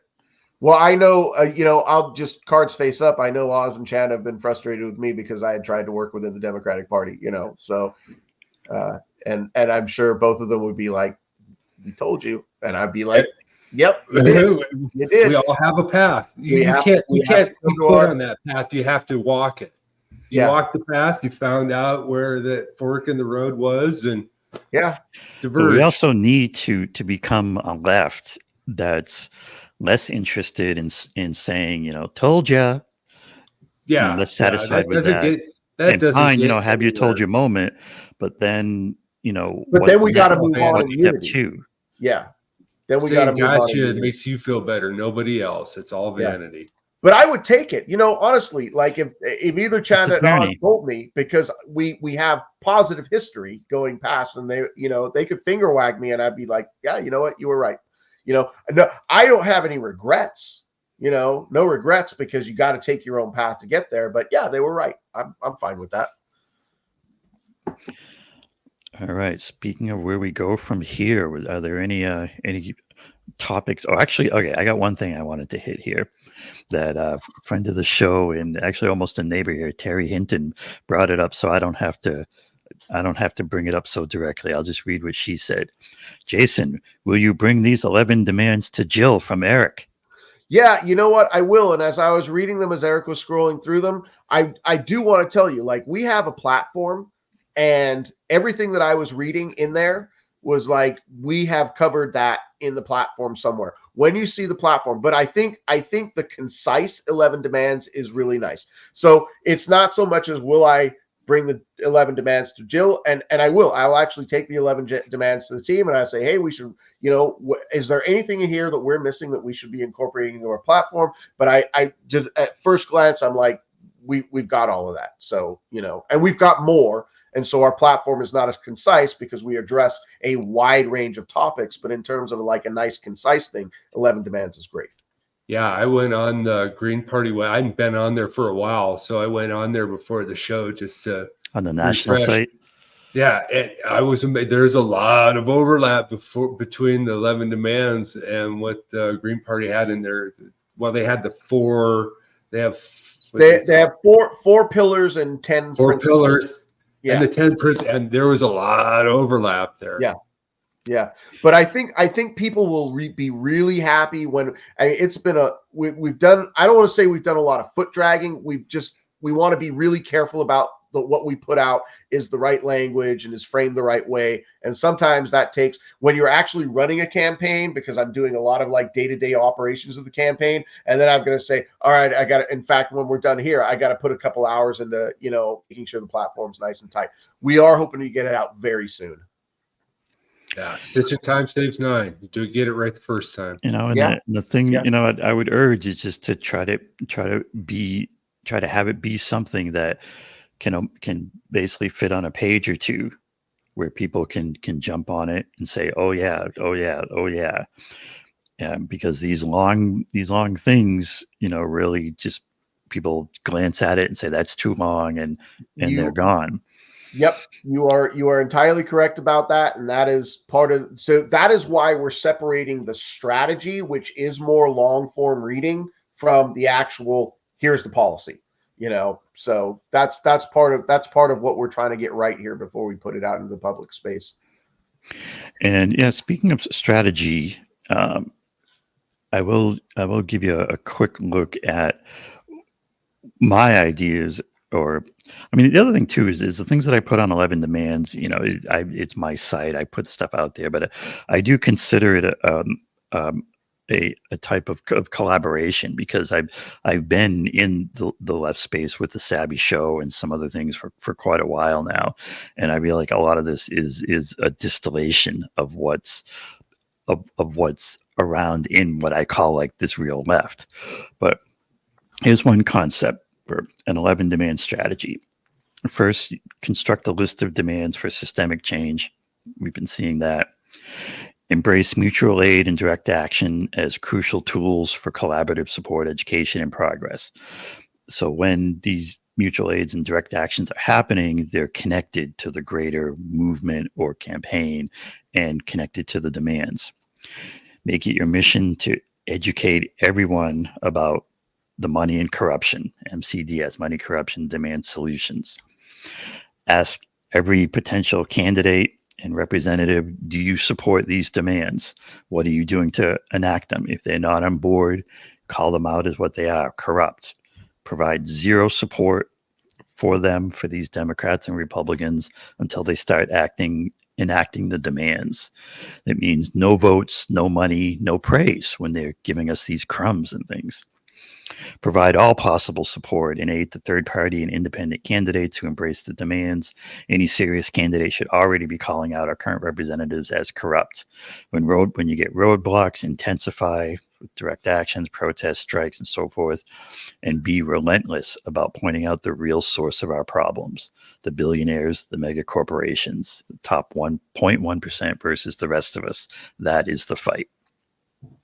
So to that end, Eric, my website is callforcongress.com. There is a donate button there. You should volunteer and sign up for my email list, because if you want to see me call out the current corrupt representative in my district, I do not hold back. In fact, I want to hang this whole Boeing debacle around his neck, and I have done so for the last 4 years, because Boeing is the largest employer in my district, and Boeing is also, other than APAC, his largest contributor. So that should tell you something. And he was chair of the aviation subcommittee of transportation. Literally, these problems with Boeing go back 15, 20 years, and he has had an opportunity to correct them. And he has literally looked the other way. It's not that he hasn't known the problems exist, but Boeing has basically been bribing him to allow them to do manufacture. And, it's a deregulation thing. They have been paying them to deregulate their industry.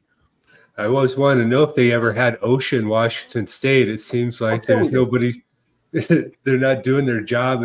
Is it because Boeing has some sort of military grant that they don't have to follow OSHA regulations? I don't think it has to do, it doesn't really have to do with OSHA. It's not, what it is that the FAA as a regulatory body and the aviation subcommittee as a regulatory body are allowing Boeing to get away. It's not really a worker condition thing. Like, workers have been calling it out from the inside because they know how crappy the manufacturer has been lately. Like, there have been whistleblowers within Boeing for the last 15 years, right? And they have been trying, but what happens? They get fired. So nobody's following up on that. And there's this this culture. Take a lead nap in the parking lot.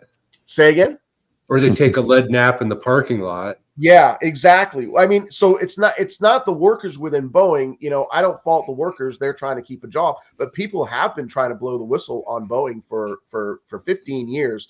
The National Transportation Safety Board, which is our public watchdog on transportation issues, was calling it out as far back as 2012. So it's Congress's job to hold the hearings and to make a decision. Well, they did hold hearings back in 2013. Larson was in charge of those hearings, and he took no action at all. And what do we have 5 years down the line? We have 2 jets go down and 346 people died. But because they were mostly black and brown people in Asia and Africa, nothing really got done then. And it's amazing to me that 6 years later, people are going, yeah, they should have fixed the problem back when those jets went down. And I'm like, yeah, well, I've been yelling about that for 5 years now.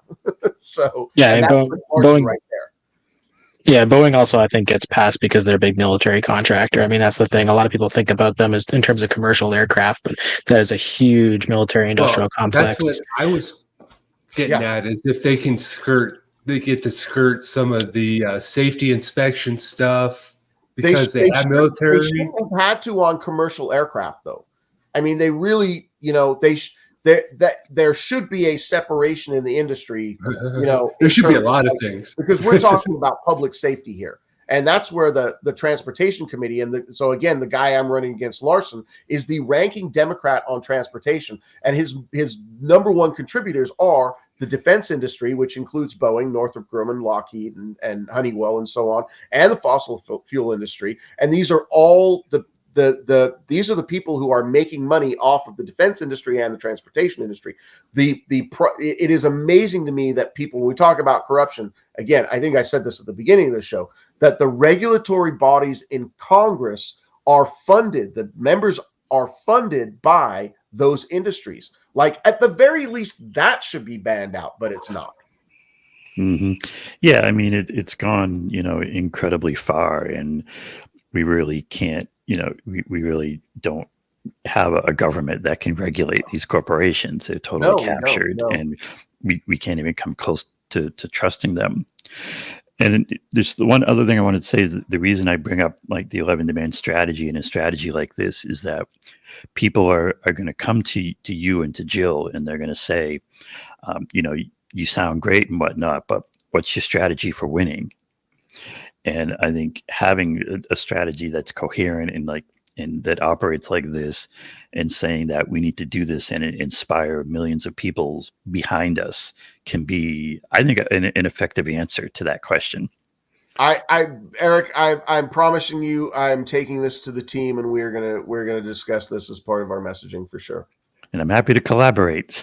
Yeah, for Just sure. in general, I'll collaborate with anyone who's on the right side of this stuff. And I want to give big credit if they say no.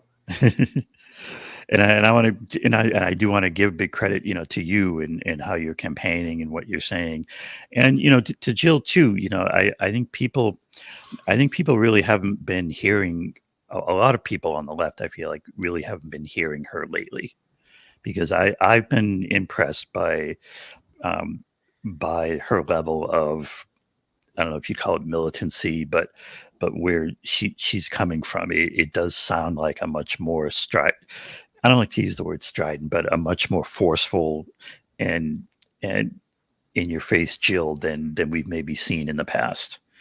And I'm very hopeful of where she and the campaign's going. Well, I will tell you, what she puts on as a public face in terms of her messaging. She is just as fierce behind the scenes. It's not a facade. She knows, that she talks about it a lot. Like, we're in the decline of empire. What we're doing is we're seeing empire trying to retain its stranglehold on everything as it's all falling apart, which means they're getting more and more aggressive about trying to retain that control. So she's fiercely against authoritarianism. She's concerned about, how much we as a society want to dump into policing. That all of that is it, again, as the empire starts to crumble, they are going to lean on those fascist elements to try and keep the population in line. So we're very concerned about where that's going, and she's talked about that also. I mean, she's really not. I don't feel like she's holding back. I mean, she doesn't want to say anything like, conspiratorial. Like, she doesn't want to be like, like me. Well, because it's this like, we got to not step out of line in the messaging, because that's what the establishment media will hang you on, right? Absolutely. So she tries to be very careful about the messaging, but you listen to her and you totally know that she understands what's going on and is fighting back. Yeah, if I was running for office, I couldn't say half the shit that not a quarter of the shit that I say. You cancel before you start, Mastermind. Yeah, right. It is a tricky balance, because we like, we have the people that are watching these shows and that are intellectually where we're at, where we want that, but also the reality is, we want to bring people in that are on the line, or independent, or are curious about these ideas but dipping their feet in. If you're really super aggressive and whatnot, as much as I kind of love that, it's also going to turn people away. So yeah, Jill definitely does have to play that that balance, and I do like what she's been doing too. Terry, I saw your message in the chat about Black communities in Massachusetts. Please email me, Jason at jillstein2024.com. Let's make sure that we do get Jill to your neck of the woods in Massachusetts, because we're here fighting for all oppressed communities, which in a large scale is like 90% of the country, but on a smaller scale is some very individual communities that are being particularly oppressed and have been for a long time. So we want to make sure that we address those. Yeah, I'll put it in the chat. There we go. Jason, Jill Stein up. Here comes the spam, please. Jason. That's okay. God knows, not from Terry. It's out there, and I get all sorts of messages that I just delete, so it's okay. But I do appreciate your availability, Jason. Just in general, it's very certainly refreshing among the candidate class. Well, I'm working class. You know, I was a high school teacher. I was a high school math teacher for 20 years. You know, I love conversations, real conversations with my students. Like if you can imagine a high school student 20 years ago, like Mr. Call, you're a real one. You're a real one. Like that's how I taught my math classes and engaged with my students. You know, there's no pretense. And Sharon in the chat, I think when I was talking about Jill Stein and what I've been seeing from her, asked, where do you see her? Well, I mean, if you're on Twitter, if you subscribe to the campaign Twitter, she posts videos on the regular there. Instagram, I think as well. So she's out there. If you hit it or follow, I think you'll start getting them. Go to TikTok. She's on TikTok. She's putting out some good TikTok content. Yeah, the old TikTok. You know, yeah, that was my one knock with that third-party candidate debate is nobody put out anything. Nobody heard anything about it until after it's over. I would have liked to watch that live, and I don't know if there was but there were 4 people out there, or 5 people on that stage, and I didn't hear about any of them until after it was over. Well, we did message on it. I know we put it out in our social media spaces, but I mean, when you're connected to thousands and thousands of people, not everything comes across your feed. So, right, yeah, Twitter's not always friendly to our message. We need a better phone network. We need a better spider web. Yeah, I mean, there are ideas about that, like a mesh internet. That's that's it's actually quite possible where you would just have each person be a node. And it would connect to the other one. There's some interesting. It can get almost kind of sci-fi, but there's some interesting possibilities out there about like real democratization of technology. But that's a whole nother topic. Yep. All right, so we've been at this for a while. Is there any other anything we haven't covered? That so did we decide if we can vote our way out of this? Only if you vote the right way. It's conclusion? You got to have something to vote for, right? Yeah, part of it. Right. I do encourage people to not feel like they have to abandon voting or voting is hopeless. I really think it's a low bar to entry. I think but find a campaign to get active with. Honestly, I was a Boy Scout, and they drilled enough civic duty into me that I do vote, whether it's just the local thing or the sheriff or whatever. I do turn in that piece of paper, and like I made note that I am in Colorado, and I'm independent, so I get my choice of whether I can vote in the Republican or the Democratic primary.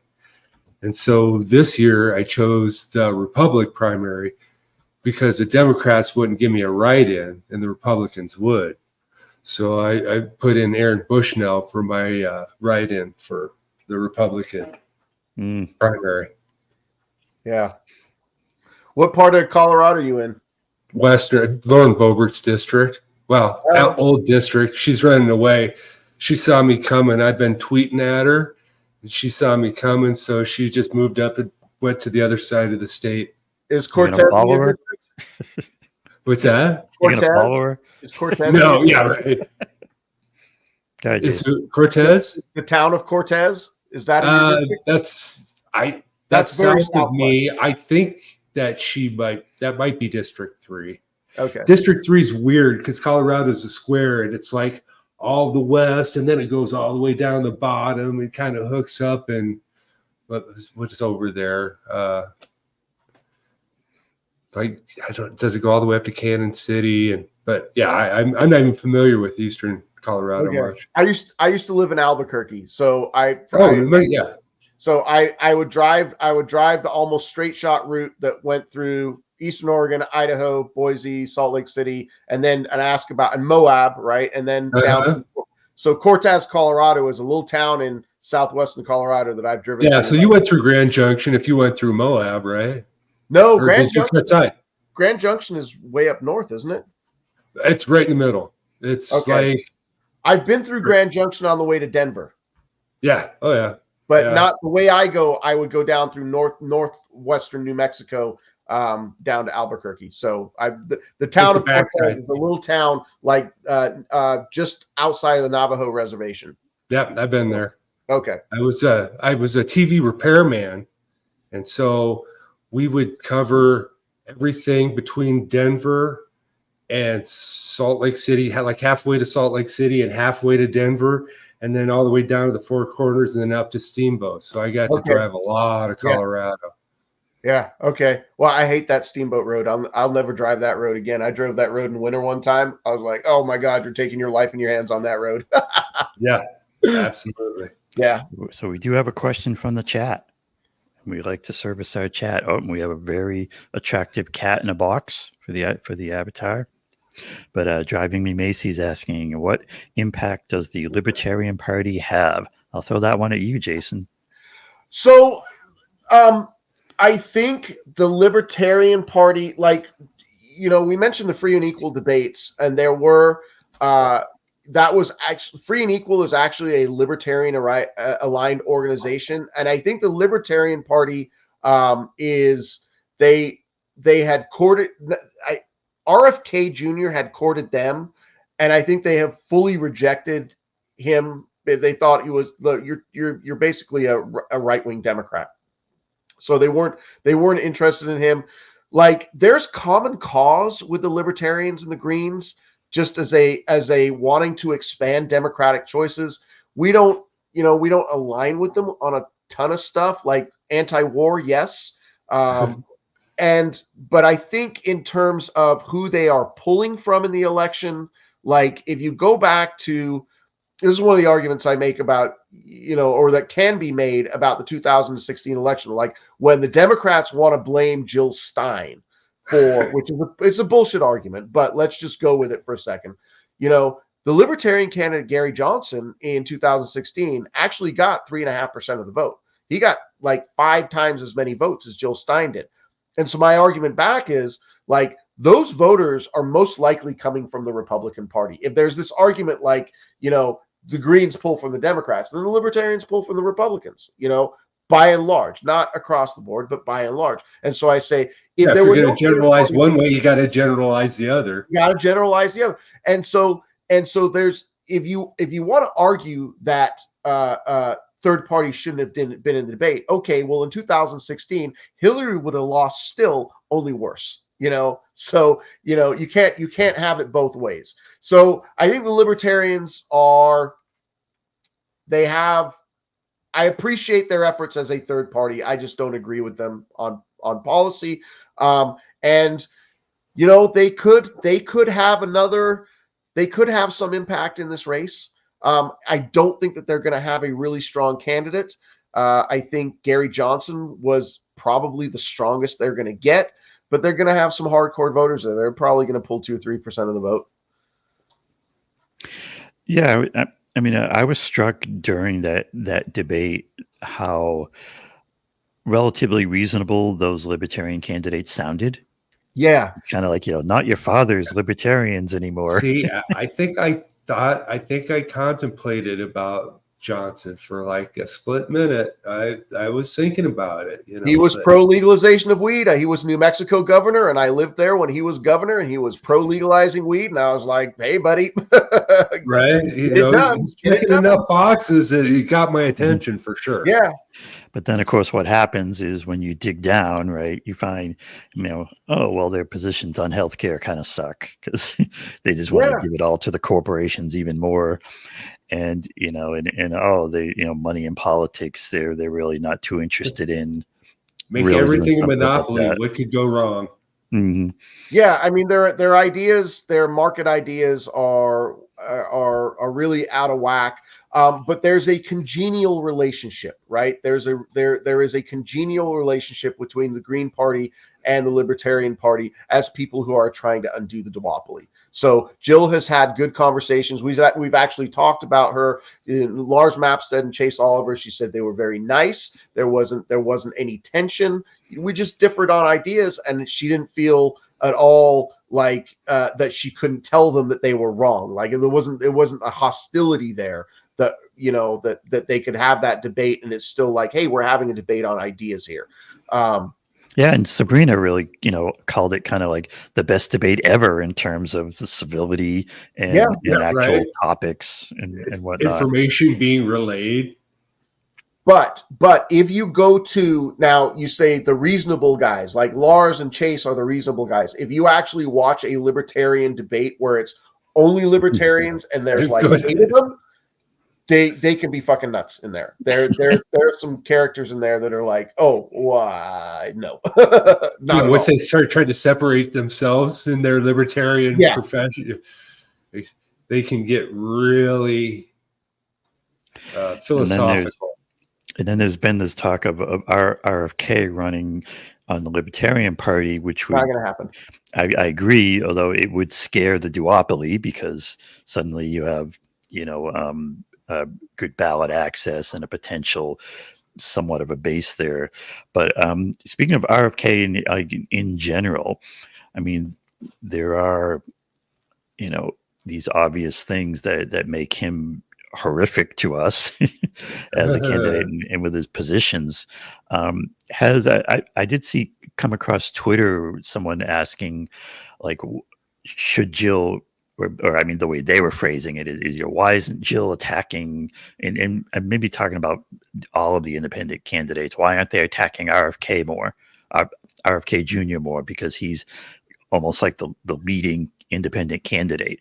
And so maybe you can speak to that, like, generally. I can. We're really trying to focus on so let me talk to people about funding of grassroots campaigns. Like our resources are going into really trying to build our campaign and getting Jill out there in front of people to sell our message. We can throw a hit out there on RFK, but it's, people are going to, there's a long way to go in this election process. People are going to figure that out. Let him hang himself in any way that he's going to. We don't necessarily. So I know people want us to be on the attack, and we've heard this before. We don't. Can I just say we don't have the bandwidth for it because we're really trying to meet with people and make our own demands. So we're going after the duopoly because they're the big players. And again, can I tell you, I want RFK to be on the ballot. I was talking about about somebody earlier today. I want RFK to be on the ballot because he's going to split the pro-genocide vote, right? Anybody who is like going into this election and saying, I am only voting for somebody who does not support genocide, Jill's going to be their choice, right? That's it, right? So if we have him in there to split the vote on the pro-genocide side, more power to him. People will figure that out and not vote for him if genocide is their standard. Yeah, you don't have to do a whole lot of op research on RFK. You just take that one picture of him hugging the Israeli flag. Yeah. That's it. You don't need anything else. That pretty much says it. We don't need to give him a ton of airtime. We really don't. And there's also that whole concept of if your objective is to bust up the duopoly, then the more independents on there, the merrier. Yeah. I refer to them as the Repugmocratic Uniparty. Mm-hmm. Exactly. And but Bryce has a topic for us here. Mastermind's beautiful beard. Oh, I think that question chased Jason off. It scared him away. What happened? It's not the first time. I suddenly found myself in the green room. That's okay. But you came back. The glorious face mane. Yes. Oh, you're here in time to comment on Mastermind's beard. So I will say, before I got into this political game, I had a big beard down here, and I can show you pictures to prove it. Not right now, obviously, because it's not the format. But I bet you had the tie-dye T-shirt underneath it, didn't you? I also had the hair down my back because I'm a bass player in a rock band, and I'm hard rock, heavy metal, and so I had the whole look going on with the beard and the long hair, and I did, is one of the biggest criticisms I got early on in my political career, like my running for office career, was like, you should never have cut that stuff. So you're selling out already. Well, I've seen the pictures around where you go all the way and you got the clean shaven looking like, I'm talking about you, Jason. Yeah, I haven't been clean shaven for a long time. This is actually as you got to update some of those pictures then. Yeah. Let's see. We got from the Oracle at Delphi. Is Jill getting any type of negative energy from AIPAC or the Israel lobby otherwise? No, not like direct targeting. I think what's really going to happen is the thing that's going on right now is the DNC is being very open about the fact that they're going to hamper our ballot access efforts. I am sure that some of that is funded by AIPAC, so AIPAC doesn't need to come out directly and say that we're helping the DNC do this, but I'm sure that they are. No, we haven't had any direct attacks from AIPAC yet, but the closer we get to November, the more they will come. There's no doubt. Let's see. We got Sharon says you clean up well. There you go. Thank you. I hate it. We got bass player love. Yeah. Well, I'll show you my newest toy. So this is my 2018 Fender Precision bass that I picked up. Yeah, it's really nice. What's the color? I can't quite tell. It's copper. It's copper. Yes. Yeah, it's really nice. Very nice. Sweet. It's the only thing I waste too much money on is more guitars. Right. Well, that's what you said. You had the beard down, the long hair. I was like, oh, I could see you with the tie dye following the Dead there for a while. But you're Did you know I was following the Dead for a while? Oh no, I can tell. I can look at you. I can tell. In the early '90s, yeah, I've seen Jerry play. I toured, but I did the West Coast tour. I've seen him all up and down the West Coast, and I go see Dark Star Orchestra these days. Nice. My wife was a big Dead fan, so she always tells a story about the Heavy Cloud Sting coming out, and they start playing Heavy Cloud, No Rain, and everything. Everybody's doing acid, so everything's a sign. But I did a lot of acid back then.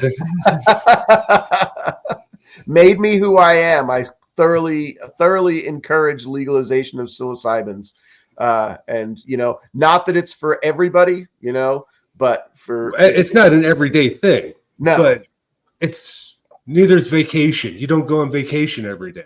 Exactly. I need one of those too. I miss Jerry too. I definitely some of the best road trips I've ever taken. And yeah, Bryce, notes AIPAC ain't paying attention yet. And yeah, that's one of the things we can hope for, is that this whole thing, that these campaigns get big enough that they get really scared, right? And that they really start coming after you, and it gets really interesting, because then that breeds more attention. You get the Trump effect, and who knows what can happen. They're drawing attention to themselves. Everybody knew that are we on YouTube? I'm going to get you canceled. Everybody knows the CIA killed JFK, but it wasn't until that's out there all the time now. I realized that JFK was trying to make AZC file as a foreign agent in October of '63, and then by December of '63, AIPAC is A-OK and they don't have to register. Whatever happened in November '63 changed somebody's mind. Well, everybody knows Stalin killed Barnett too. So, I mean, that's And so, Bad Cookies says, what I would like to ask Jason Call is this: Jill is a long shot to win. I don't think I'm telling tales out of school with that assessment. My question is, what comes after? What is the next step? So, I think I talked about this a little while ago. This is one of the reasons that the left really should coalesce around Jill. And here's the thing: if there was another left candidate who was stronger, then I would say the same thing there. And I want people to gravitate. I just happen to know who's running the strongest campaign, right? Because I'm on the inside of all this stuff, and I know stuff about PSL, and I know stuff about the West campaign, and I don't want to, it's not like I'm trying to throw shade or dirt or anything like that. The reality is Jill is going to be the strongest campaign going through to November, and I hope the other campaigns can figure out a way to get behind us, but in a unity way, in that we're all running this together. And yes, it's an absolutely long shot to actually win the presidency, although there is a pathway. But But the question is really a poignant one, because as I said, as things start to slide downhill after this year, and they inevitably will, I mean, there's no path through the Republican or the Democratic Party that makes things better, right? And this is actually one of the things that I say a lot to Democrat. Why would you not vote for a Democrat? Because the Democrats are better than the Republicans. Like, well, are the Democrats going to make anything better? They're not. Are the Democrats going to stop anything from getting worse? No, they're not. So why would I vote for them? They're not making things better, and they're not stopping things from getting worse. They do not deserve your vote. And obviously the Republicans don't deserve your vote. But as we get to that point, like kind of critical mass, I want people to recognize, if we can go into November and have a strong enough showing, whatever that is, like as strong as it can possibly be, I don't know what a number on it. Certainly 5%, which would get us, money in the next election, assuming we still have a country in 2028. I don't know. I try not to think that far in the future because it's depressing. But in this moment, if there is something to be gained, it will be that as things slide towards the inevitable collapse of capitalism, as it's on its way to, that we can be there to say, hey, we have these plans. We've been talking about these plans for decades. We have been fighting the system. We have stayed on message. We have gotten stronger, right? We showed our strength. We flexed in 2024. We got the recognition for, obvious reasons that we are offering I don't want to use the word viable, but like competent. We are offering competent solutions to the problems that we face. That's the goal here, right? We are looking beyond this election to say, come with us as things collapse. Come with us. And I say one of the real importances to that is you don't want them going the other way, right? You don't want them going towards right-wing authoritarianism, which, if there isn't a strong left to bring people in, that's where a lot of people are going to go. They want a strong man protector. Yeah, exactly. Oh, yeah. A strong man, you mean protecting from the strong man getting in? Well, no, the people will shift to somebody who they think will keep them safe, whether it's true or not. It's just they want the biggest leader of the psychologically, they want the big leader that's going to keep them safe, even if it's Trump, who obviously would never do anything to. I want to say to David's comment about I'll never fall in love again. Don't. I'm glad you highlighted it. Don't fall in love with any candidates. Don't fall in love with me. Don't fall in love with Jill. Hold us accountable. That is your job as a voting public, is to hold us accountable. Have demands. Yeah, have those demands. That's the important. Stop voting with your emotions. Start voting with your head. Yep, I totally agree. And the other thing I'd say about it is how can we try to form this into a movement that's larger than any one campaign or any one moment or any one issue, right? Because that can also be the answer to this kind of question. And we're going to have to take on, what happened with Bernie and what happened with other candidates and with the Uniparty and how they co-opt everything. And I think if you have a movement that's based on clear demands, then you have at least potentially the antidote to a lot of that.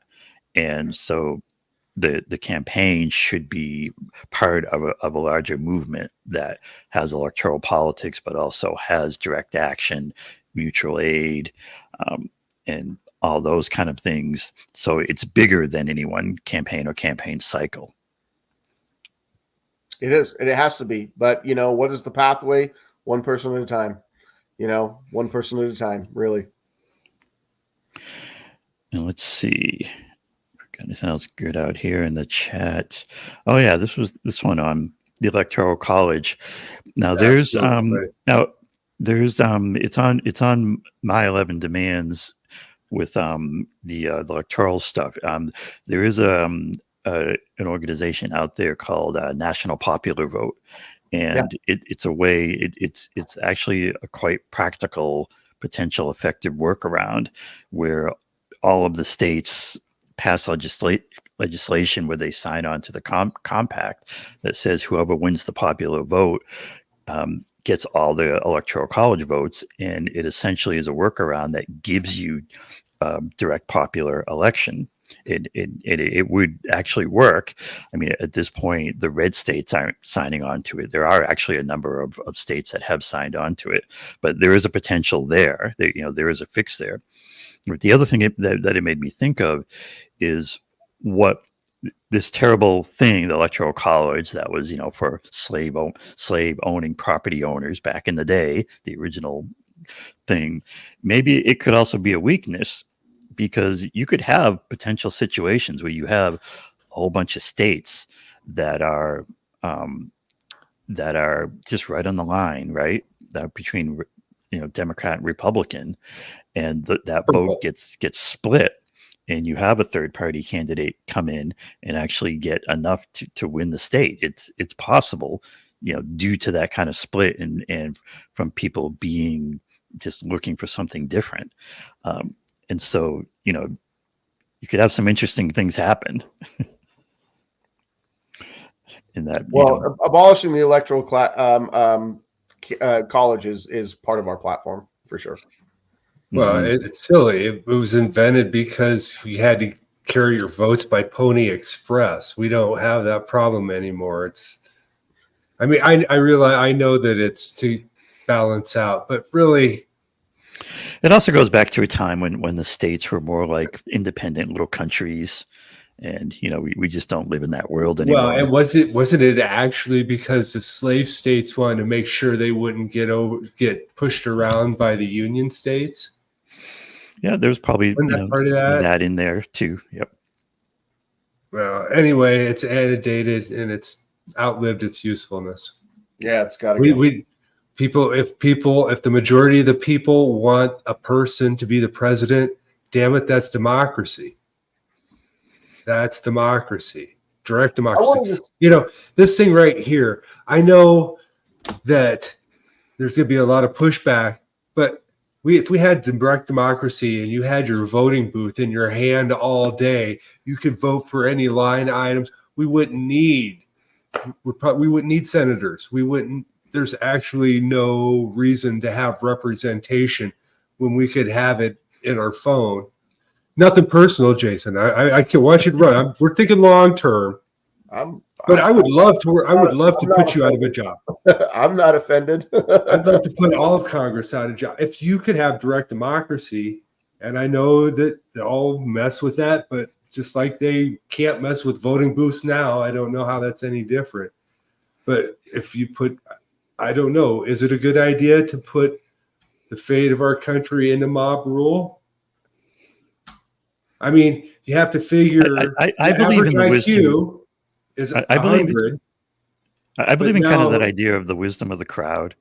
Right. I think in general, you get the best outcomes when you have a whole bunch of people contributing and you average it out. Right. That was the idea. Is the average person's IQ is 100 to make them average. And they would think, oh, we want really smart representatives so they can figure out all the tough stuff. But when you figure out now that the average IQ of the representatives may or may not be above 100, it doesn't make sense. There are some dumb ass shit motherfuckers in Congress. I see them all the time. Oh my God.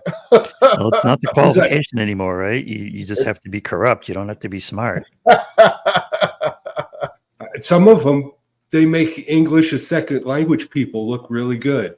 Some of them, they can't talk. And it's like, that's your job as a politician. You're supposed to talk. And how do you they get selected, not elected. Yeah. I wanted to say, I have one comment on ranked choice voting. We need to have ranked choice voting. I know a lot of people like star voting as a different alternative, but it's an alternate source of voting. But neither of those options can overcome an influx of billions of dollars into the electoral system. Like they're really, the key is, and we saw that in Maine in 2020 in their Senate election. You know, Democrats, what was it? Betsy Sweet ran for Senate, and she was a good progressive candidate, Green Party.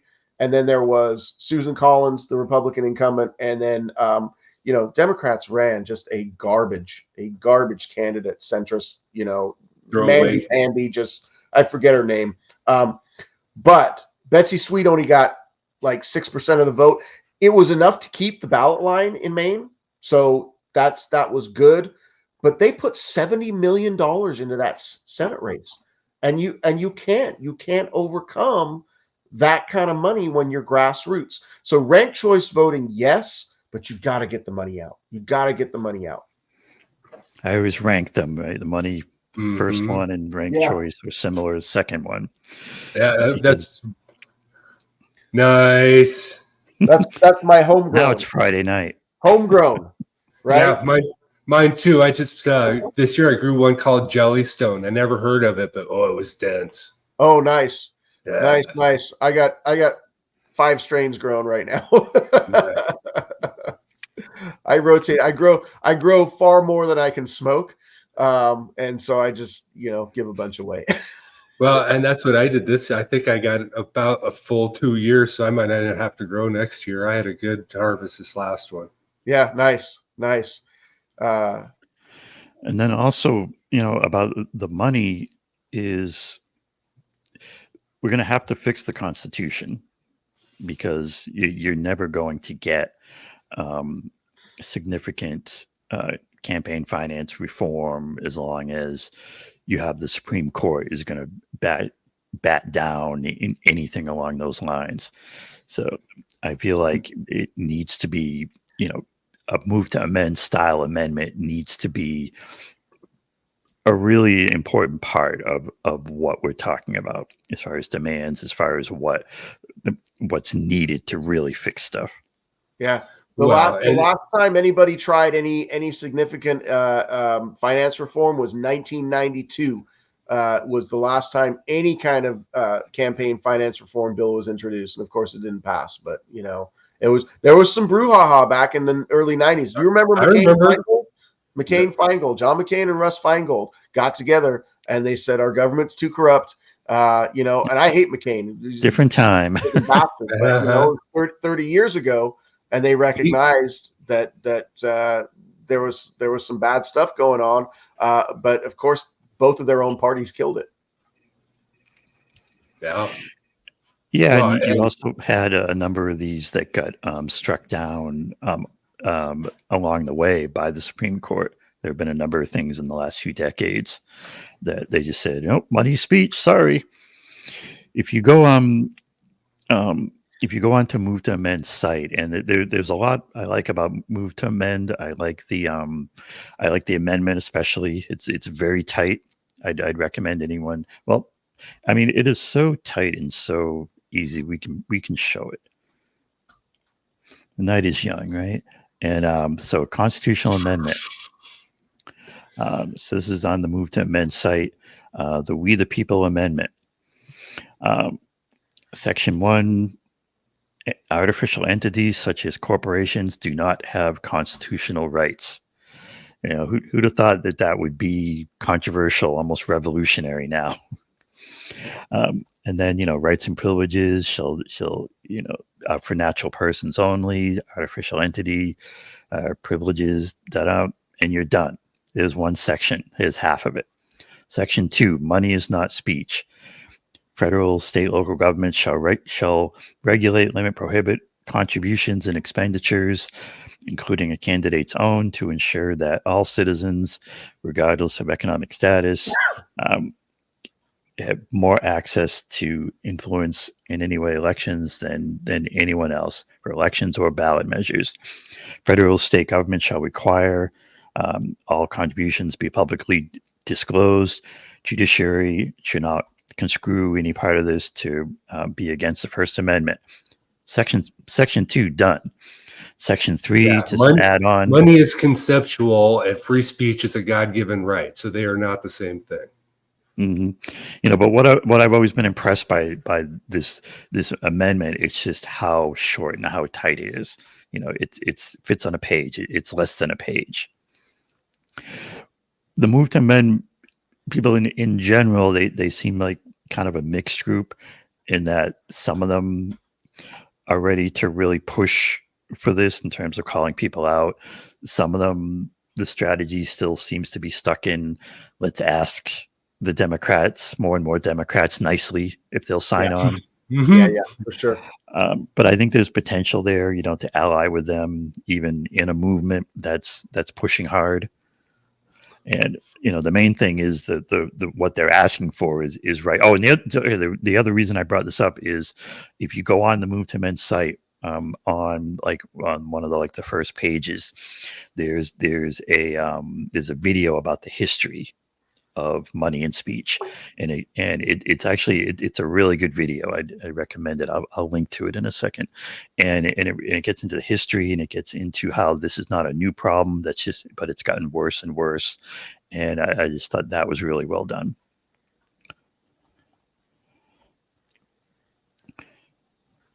Well, we passed. Washington was the 18th state to pass a ballot initiative for a move to amend. That was actually something that I worked on, and another member of the Jill Stein team was the campaign director for that ballot initiative here in Washington State. So you've definitely been supportive of that. But you're right. I mean, it's the Move to Amend tends to be a little bit more of a lib organization. I think that they don't want to call out the Democrats too hard because they're afraid of Democrats losing. I mean, they're definitely a democratically party aligned. And my concern about the overall Move to Amend movement is like, well, they're doing it because they want to make sure Democrats win more rather than having an actual, you know, true democracy. I think the leaders are very sort of Democratic Party aligned. So yeah. But we'll dance with the devil. Take the good stuff from them. But yeah, right. the video is called "Legalized Democracy" that I linked to. All right. It reminds me of that crap post that I like to do that Citizens United didn't unite any citizens. The Patriot Act didn't make any Patriot Acts, and the CARES Act doesn't give a shit whether you live or die. All part of the propaganda, the language, Orwellian. Yeah, absolutely. All right. Are we getting ready to call it? Anything I special? think so. It's 10 p.m. here, which means what? Is it 1 a.m. where you are? Yeah. We only went 2 hours over what I was thinking. That's cool. I'm good. It's cool. It's been a great conversation. You're with us? Yeah, really. I lost track of time. I looked up in the corner. I was like 2:56. Oh Jesus! I'm sure my wife's down there. You said it was going to be an hour. She'll get over. Who are you talking to? Eric and Cory and Mastermind, it has been absolutely fantastic talking with you this evening. I have had a very enjoyable conversation. Right back at you, man. Okay. Yeah, definitely. And we're going to maybe try to do these every other week. And yeah, so watch this space. I guess I'll throw in one more thing left is I do choose to vote. I'll only vote third party. I don't judge anybody for not voting if that's what you choose to do. I do think that voting is not like a unilateral solution. It's going to be in coordination with organizing a direct action, mutual aid, and all that. The one thing that I will say is that if you live in a ballot initiative state, I do strongly encourage you to go and vote, if for nothing else, than to go vote for ballot initiatives. And that's what I got. Definitely. Anything, Mastermind, you want to say? I forget this. I'm still an amateur. We're supposed to end with, where can people find you? Right. Well, basically, if it's social media, you can find me at Mastermind Hour. Nobody else wanted that name, so I got that all to myself. So it's Twitter, Gmail. You can Gmail me at Mastermind Hour. But other than that, Sunday night, I'm going to be on Beyond the Art Politics on the Revolutionary Blackout Network Long Beach channel. And I'm going to have JB coming on with me and Stay Balanced and Steven Charlie Brown's going to be out for this one, but JB will be, so there'll be 4 of us, and we'll be talking about reparations, and maybe I'll get a little Jubilee talk in with him. We'll see if we can't slide those 2 together and make that work. All right. And Jason, where can people find you? Are you doing anything interesting? I'm not doing anything interesting at all. Callforcongress.com, CALL, my last name, FOR, not the number 4, callforcongress.com. Go ahead and read through my platform, and, you know, throw me some money if you feel fit, because these campaigns don't run themselves. But yeah, I appreciate everything, and the chat too. Thank you. Yeah, definitely appreciate everyone watching in the chat. I'll love in the chat, and I'm going to see if I can do this right. Play the outro banner to play the outro video to play us out. And I give a shout out to Brandy. Brandy's in the chat. I realized that ACAB and it was Brandy after a little while. So there you go. Yeah, shout out to everybody, Bryce, Vicky, Cookie, everybody that's in here, Gamer, Miguel. You guys are awesome. Much love to everybody. Cool. Yeah, everybody's here. We got the whole gang. Nice. All right, we'll see you on the next one. Solidarity.